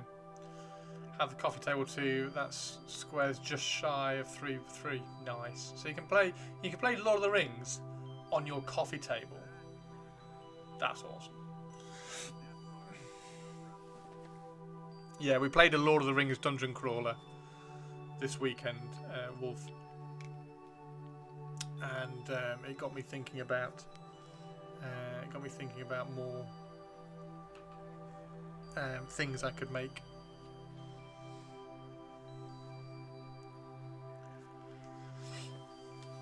Are you tempted, Purples? Are you going to get Lord of the Rings? I would recommend you do, because everything you need to play a game of Lord of the Rings is in that box. They're really good, smart, new armies. The models are really nice, and it will be a really cool intro into the game. Shadows can use a lot of table space. Yeah, it can. Oh, you got the Oscillioth one. Oh, fantastic. Perfect. So you've got even more Rohan then. You got even more Rohan. Yeah, Shadows is awesome.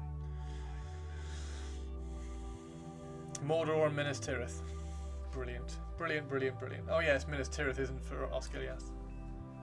I think it's the worst game for space needed I have played. Yeah, Wolfie, I've still got the planked board that I made. You know, when the last time we played, when Dave put the play service up a level, so we had like the table and then the player service at the top. I've still got the big planked board that I made to put on that play service. So yeah, but that was cool. Ad started. Oh no.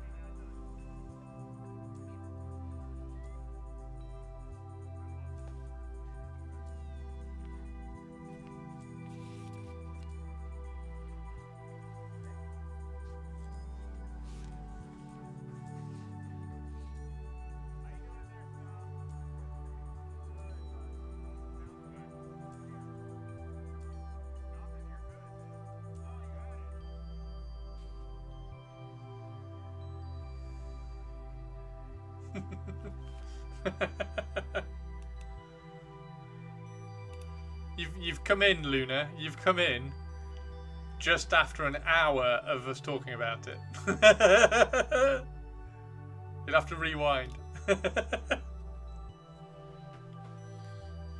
Yeah, slightly excited by it. Slightly excited by it. Right, I also need to add some sand and texture to this. So I wanted to put the homunculus at the back of the base, but because he's so far at the back of the base, he was slightly off balance. So I've put loads of bits of metal at the front just to kind of balance it out. 5 ads later. Welcome back, Wolfie.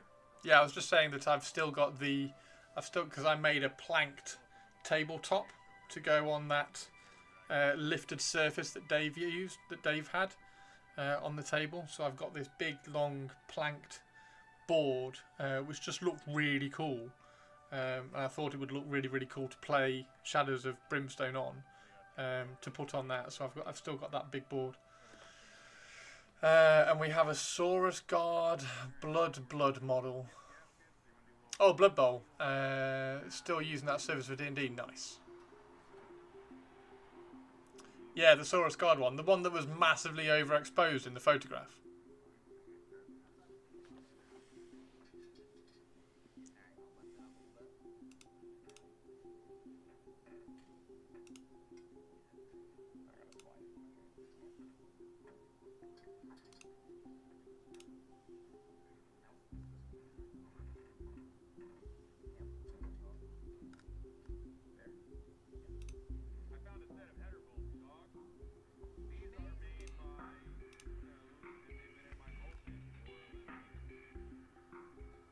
There we go, look! They've finally done it, look! They're re-releasing it! I'm sure they released this like a year ago, didn't they? I think they released this a year ago. Oh my god, it's just Titus versus... Oh, that's so lazy. It's Titus versus Termagants, that's it.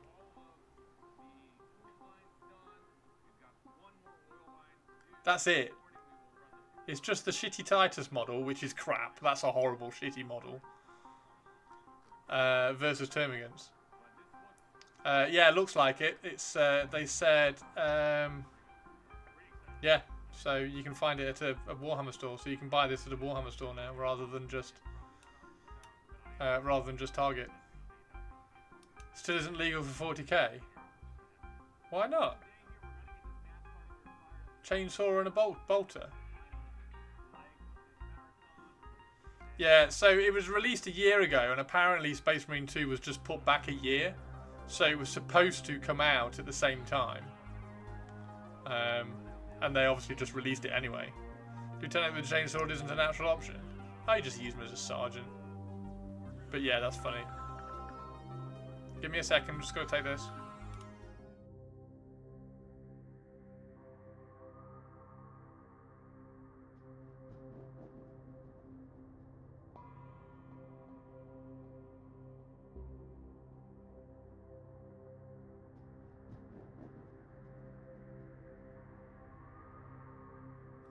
I'm back. Sorry, it was a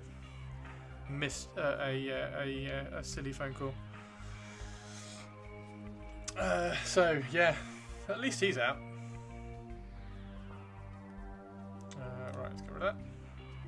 What happens when they turn only existing models into data sheets? They should have given him the power sword or power hammer. Yeah, well, they didn't plan, did they? It was just like, oh, Titus. But Lord of the Rings anyway, yay! Can't wait. I want to see Hera. I want to see the Hera model. Imagine just letting us choose gear. Too complex. I know, right? Yeah. Who actually wants us to pick our own gear? Okay, so.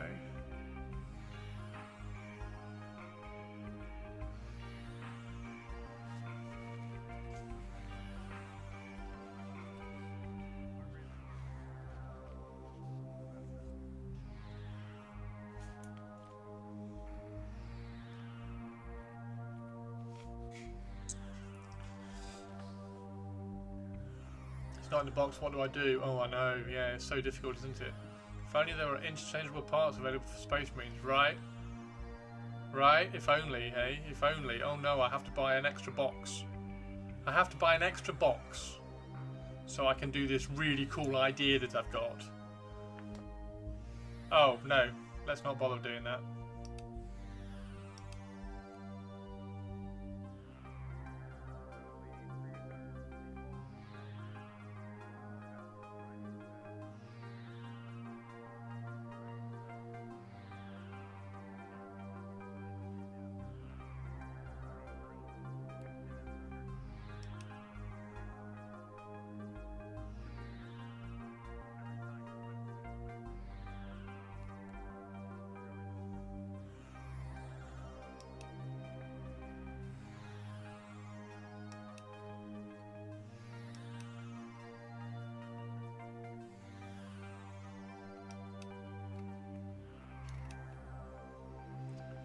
Doo-doo-doo.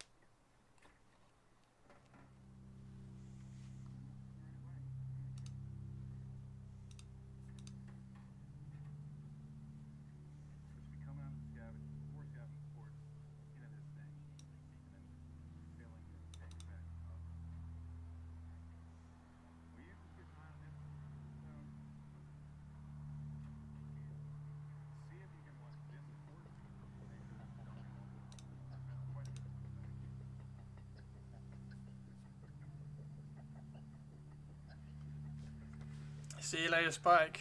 I'm going to go make some food in a second as well. Right, so we need two Black Templar. So we need, there it is, contrast medium.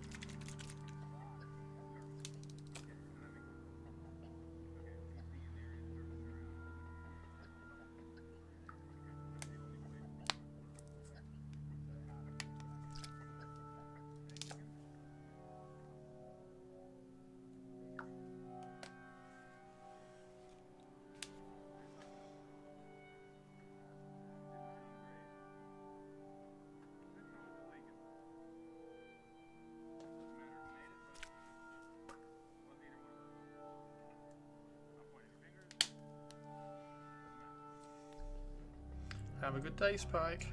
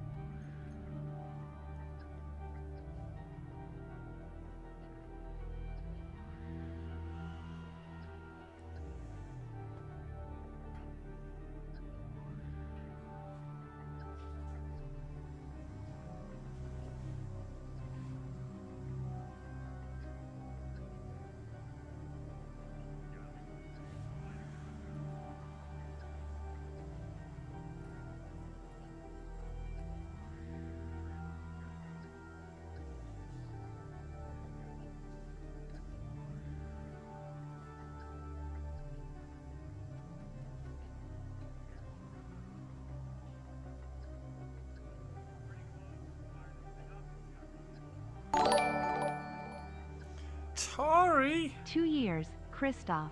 2 whole years. Tari2. Hello, Tari2. How are you? How is Tari222?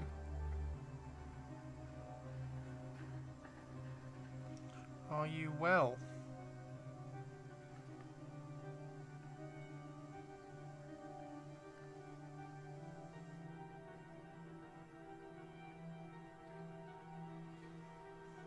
Are you well, Tari2?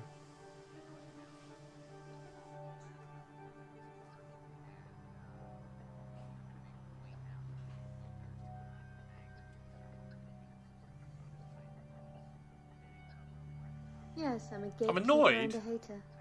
I'm also God's favourite princess and the most interesting girl in the world. Why are you annoyed? I'm guessing you can't say if it's work related, but hope it clears itself up.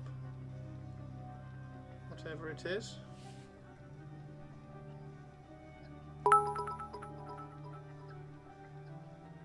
All hail Tari II, High Empress of all things, leader of the Castle of Kensington, 2 years subscriber to Christopher Frozen, overall super duper nice person and painter extraordinaire. Indeed, all hail our queen.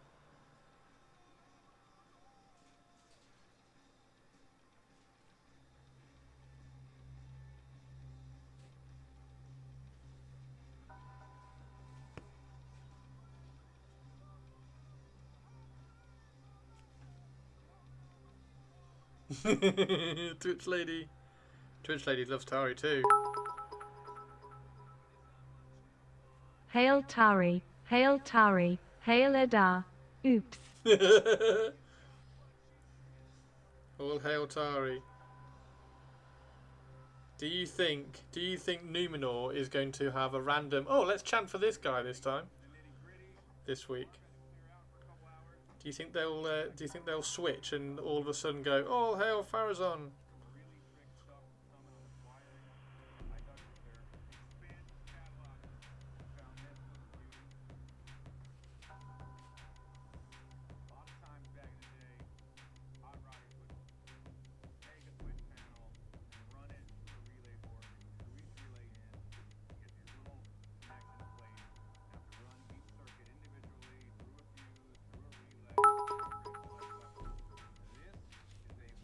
Pharazon, Pharazon, Pharazon, Pharazon, Pharazon, Miriel.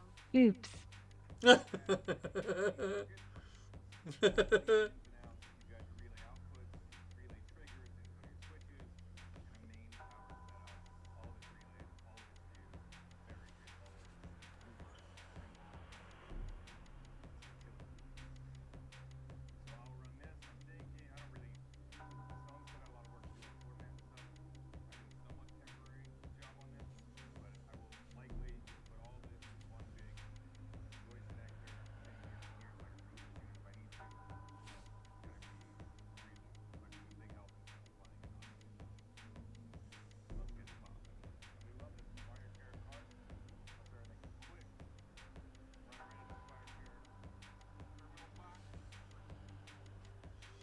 I'm very well, thank you, Luna. How are you?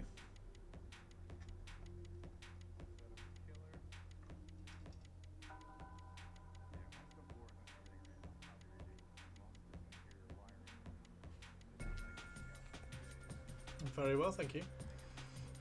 So we finally can comment on how shitty episode 6 was.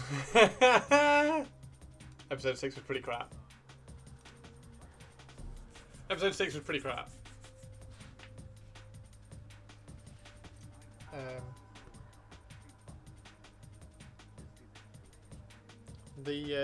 The sooner they stop just turning Galadriel into a punching bag, the better. It's like anything that goes wrong in Middle Earth at the moment, it's Galadriel's fault. And I know, spoilers, it ends badly for the elves, but come on, give her a break.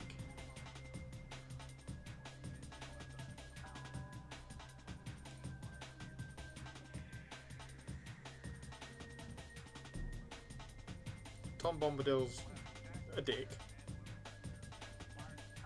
rather than a jolly chappy.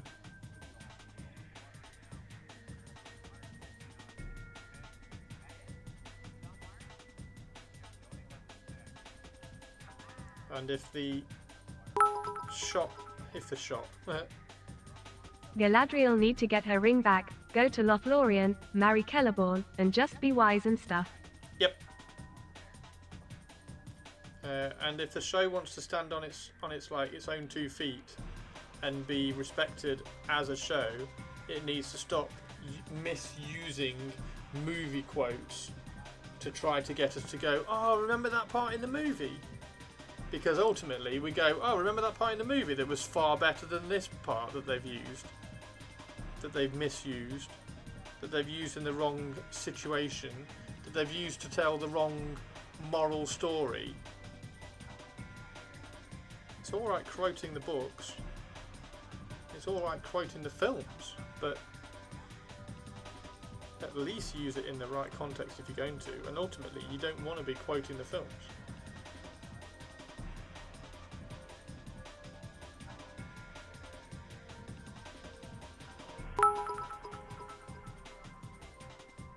Oh, we thought Gandalf was wise when, in fact, it was Tom Bombadil all along.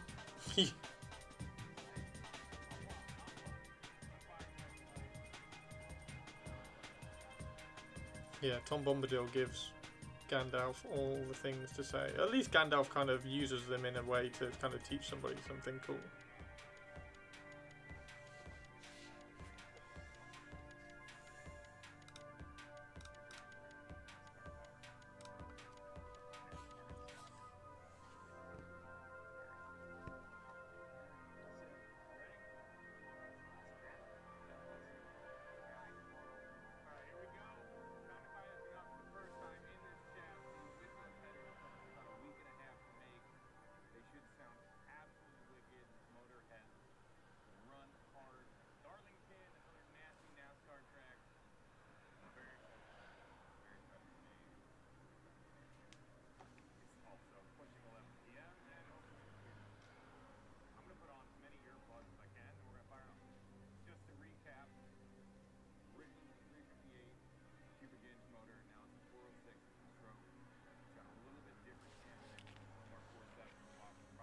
Started enjoying Winter's Power once I mentally disconnected it from talking to you.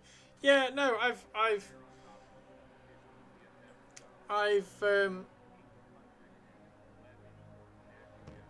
enjoyed it. I've enjoyed it when I stopped trying to write what was going to happen. Like, as soon as you try and stop writing what's going to happen, or what might be who, or who might be what,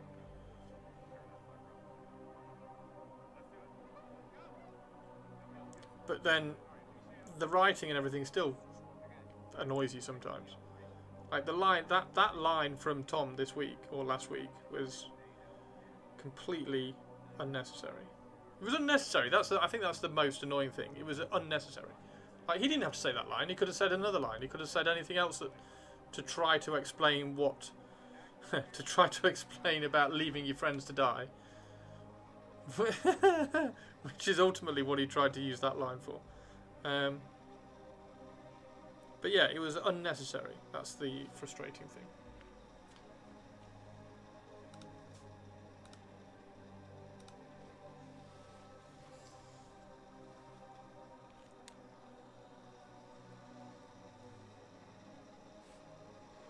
Episode 5 was awesome. And I've got a feeling episode 7 will be fine.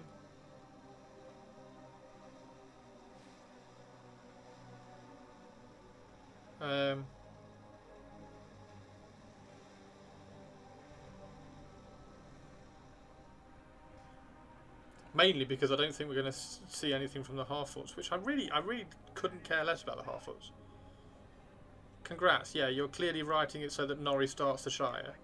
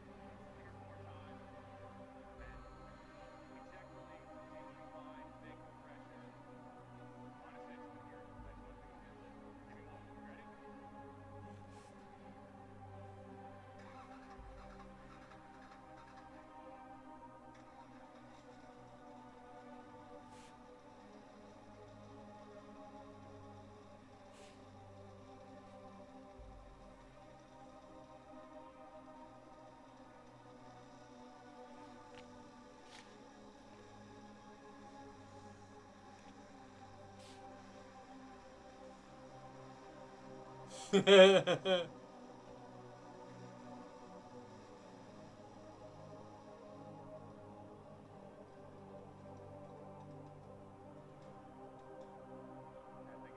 there's lots of unnecessary things. Like, why is the troll called Damrod? That's the name of an Osgiliath veteran.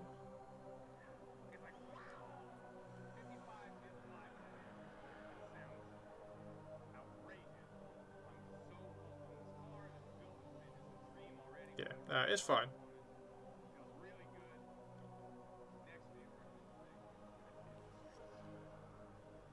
And this was written during the writer's strike, right? So maybe next season the writing will be amazing.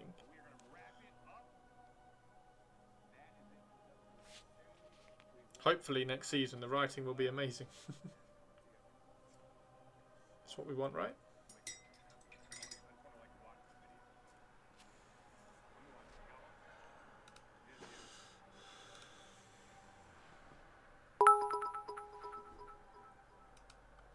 That's a big maybe, Christopher. Yeah, sorry, I had to dash for a work call. No worries, Tari.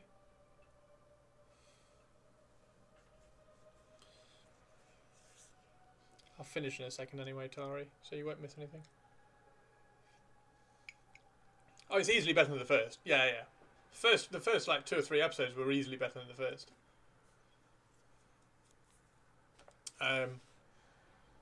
I don't know how they're going to make me actually care about the Harfoots though, because I couldn't care less.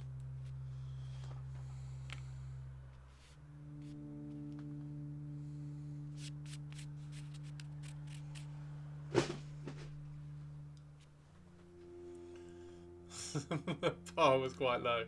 Yeah, the bar was quite low.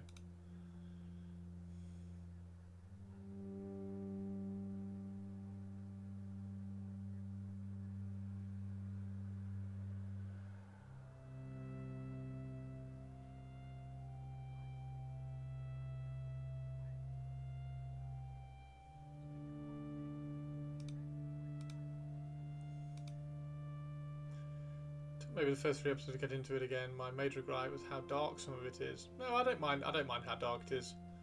Tari, no spoilers, Tari. But if you don't like how dark it is, you're not going to like how Celebrimbor ends. Because that's dark. That's some Game of Thrones shit. obviously happened way before Game of Thrones. But does not end well for Celebrimbor.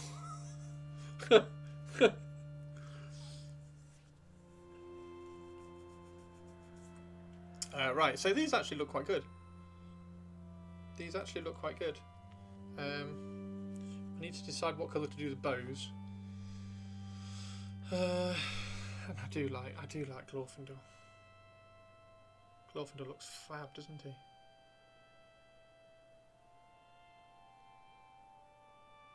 Glorfindel looks fab.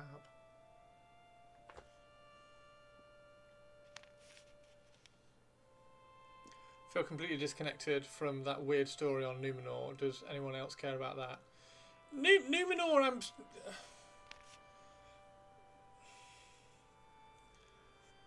Numenor's a weird one. Like, I don't like the chanting. I don't like the...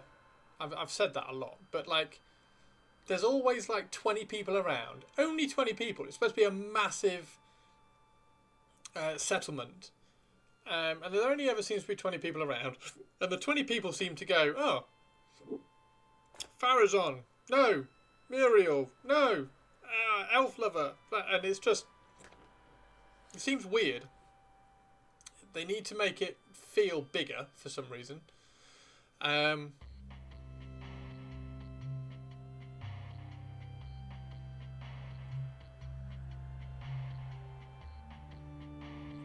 The writing in Numenor is better. I'm really interested to see what's going to happen with Muriel and Elendil, because they're starting to get a little bit of a connection, which I actually don't mind all that much. It's actually quite cool. Again, no spoilers where Muriel ends up.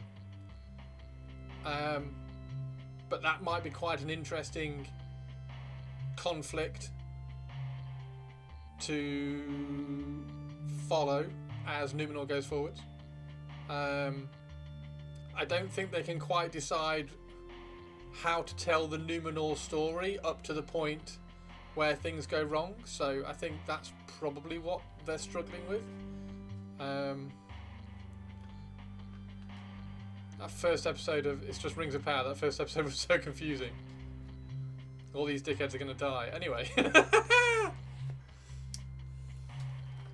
Yeah. Yeah, it's an interesting one. Right, I am getting hungry, so I might go and make some food in a minute. I never thought I'd say this, but when is Isildur going to come back?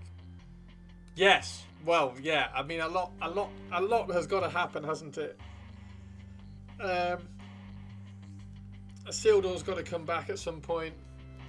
I mean, Sauron somehow got to get back over there.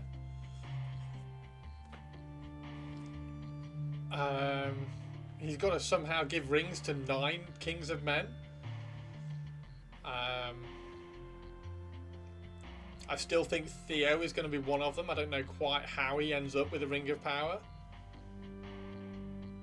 But Theo ending up as the Witch King might be quite cool. But I don't know whether they're that interested in that sort of stuff.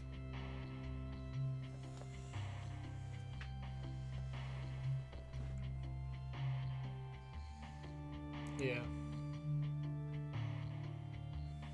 Yeah, it's an interesting one, isn't it?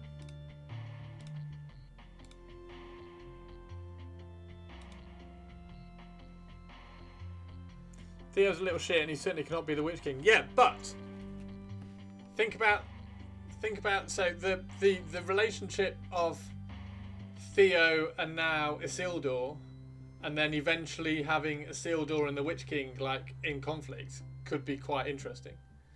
Who cares about the Witch King when we have a romance between a fat halfling and a oh god, like that's like we did like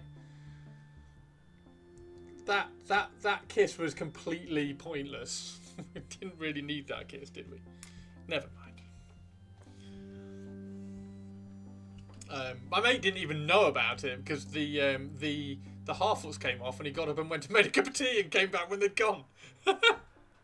So I was telling him, I was like, why? That was completely pointless. I said, oh, I didn't even know about that. I was out making tea.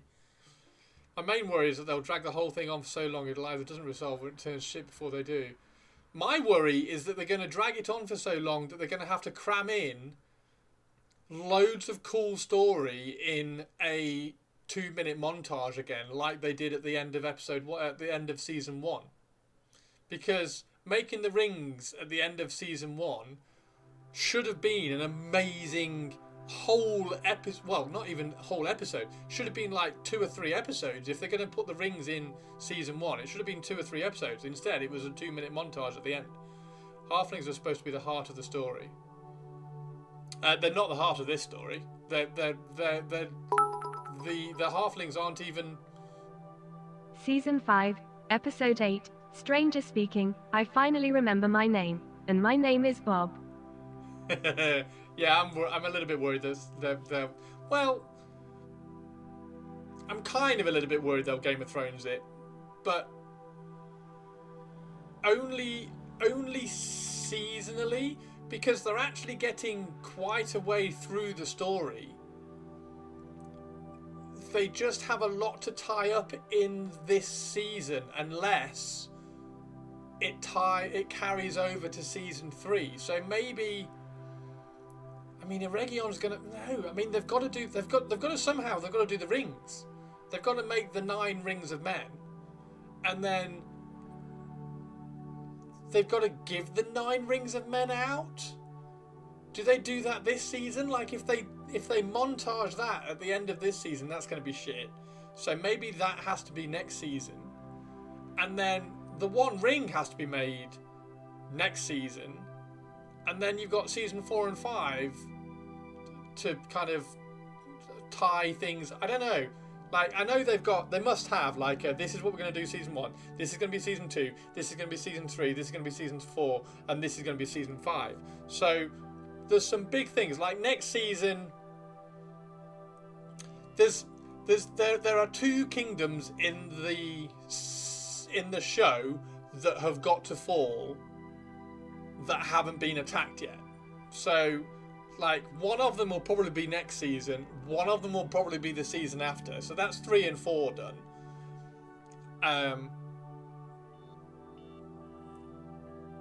But I think season 3 sort of has to be him travelling and giving out all the rings. No, he doesn't. No. I can't say where he is when the One Ring is created, Tari, because that would be a big spoiler. Yeah, a regular started across a river. Yeah, but so the map that if you go back to the beginning of the episode where Arondir kills those orcs, well, those orcs have a map, and on the map they've got little red crosses because they're orcs. They've got little red crosses around a region, around the river, so they're going to dam the river at those points to then enable them to cross the river. But it was still dumb. Like, all the elves were running around terrified despite being behind a 50-foot river. Tari, yes. Yeah, I can't spoil, but no. Sauron creates the One Ring on his own, Tari. Celebrimbor is definitely not involved.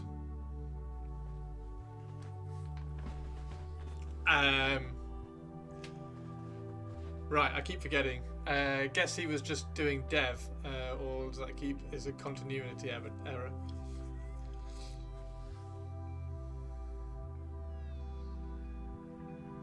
Oh right, no. He'll probably. I mean, they're messing with the timeline a little bit because the three rings are made last. Also, he dies. I get it. He does in the most brutal way ever, Tari. So you said you don't like it dark.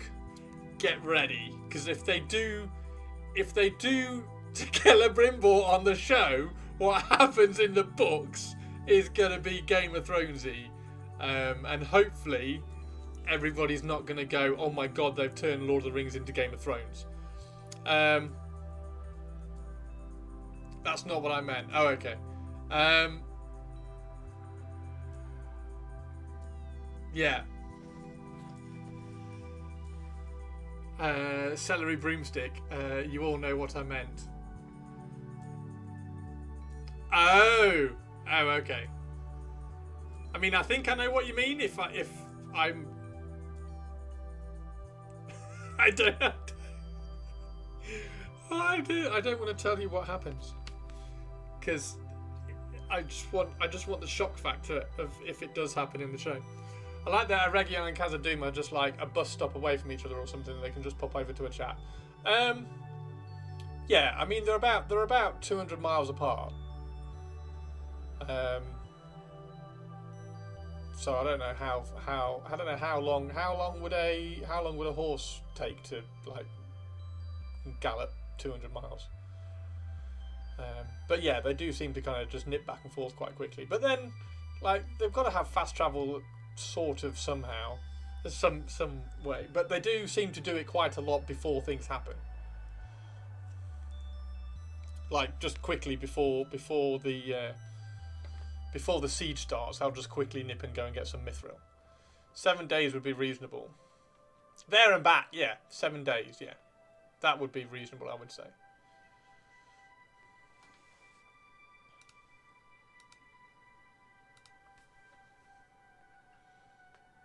Seven days would be reasonable.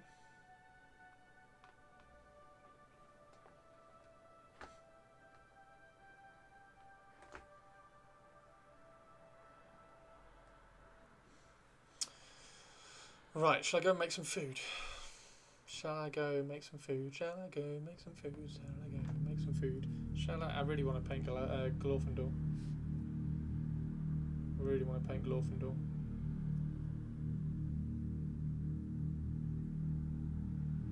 Who was it who found this model for me? It's awesome.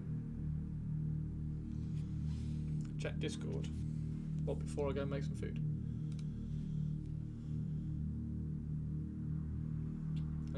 They were quite close. Yeah, they are quite close.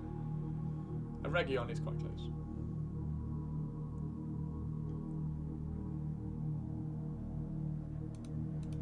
There you go. So the thing is, like, a Region is this region here, but in the show they're depicting it as just there. That's where they're depicting it on the show. Just here. So in that crease. So they have to go up onto the road and all the way down there to Moria, and then back again. Gladden Fields. Yeah, there's gonna be loads of cool stuff. The one of the thing I'll tell you one of the things that is frustrating. One of the things I find frustrating about the show is that they don't understand that people who like Lord of the Rings and who have read all the books, all they want to see is the scenes in the books depicted on TV. Like when Nari and Celebrimbor showed off the doors of Durin, like, that was really cool, but it was a cameo, and it would have been really nice to see their friendship build and see them. And also, they made them in a Region. Why didn't they make them on the why didn't they make them in the cliff at Khazad-dûm? Like, that's another weird thing. Like, it would have been really cool to see their friendship grow, rather than Celebrimbor say it in exposition, where he was like, "This is the greatest of dwarven smiths. He's amazing, and we should give him, like, wows. And by the way, we built some doors. Done. There we go. Cameo done. Like, that's finished."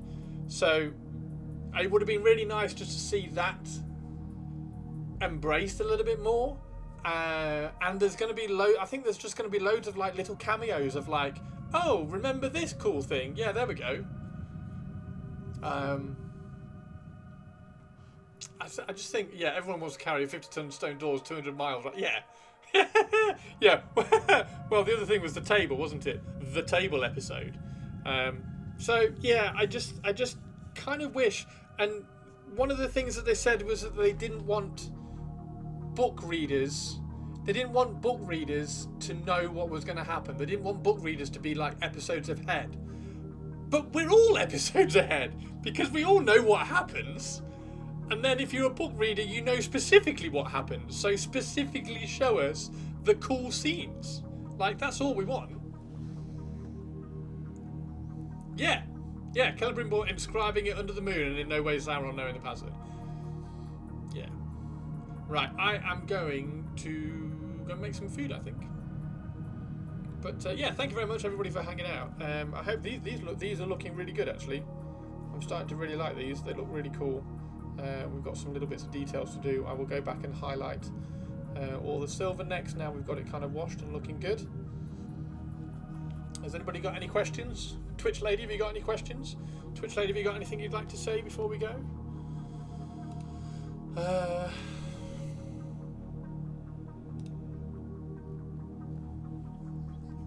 So yeah, oh, all good. My fighter is basically done. Wow, that was quick. Just a base and a few touch-ups. Faces and bases, is what they say. Has everybody watched my 2 videos? Has everybody watched my 2 videos from the weekend?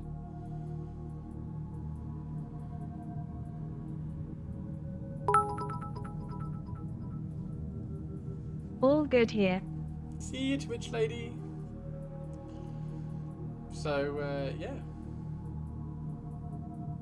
Have an awesome... I have a YouTube. I have a YouTube? Yes, so I can show you these now.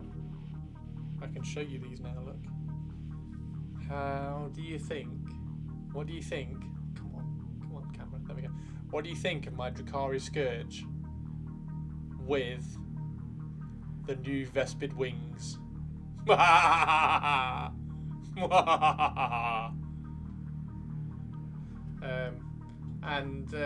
the Vespid are okay. I tried to paint them and got very, very cross with myself because I thought they looked shit. No, this is definitely a Vespid. This is definitely a Vespid. So yeah, I think that looks crap. And then you've got the one with the big sniper rifle. There's a sniper rifle dude. They probably look all right when they're on mass, but meh. The new ones are so much cooler. Yeah, they're all right. I tried to do like a lazy paint job on them because the community. Yeah. So, but these I think look really cool. So I did loads of. I've got a unit. I've got a unit of Scourge with Vespid wings now to go with my. To go with my unit of Scourge with feather wings. There's the feather wings, and there's the Vespid wings. So yeah, they look really cool. I really like them. That one's got 2 sets of wings, so that's the Vespid wings. Look, there's just one kind of pair of wings, and then this one is the Cyberite. So I gave her 2 sets of wings, which looks quite cool. Yeah, I really like them. And then the Tempestus Aquilons are fucking gorgeous, but they're all the way over there. They're really, really nice. Oh, Tari, what do you think of my Space Marine idea?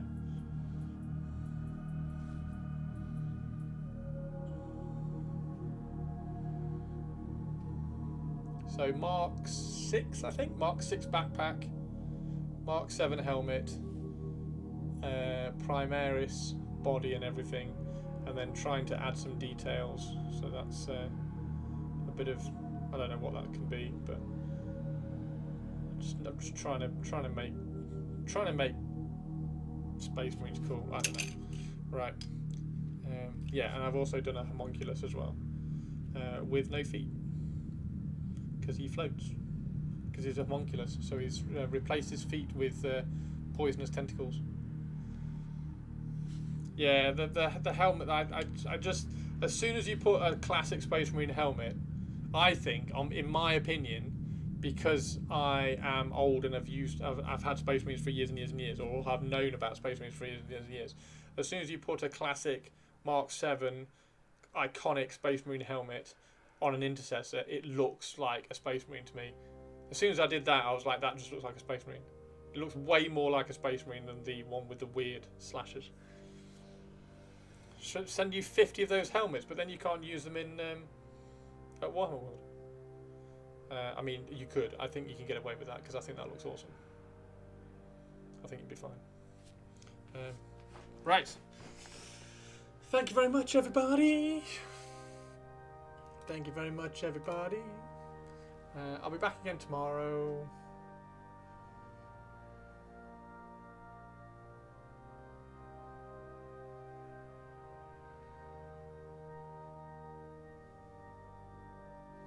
I'll be back again tomorrow. See you, Purples. See you, Tari. See you, Tobes. See you, Target. Take the cover off my keyboard. Toodles. See ya. Have a good afternoon, everybody.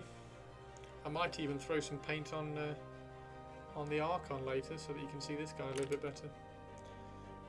However, I do have to kind of get these guys done, so maybe I should probably paint these guys first. Right, see you later, guys. See you tomorrow.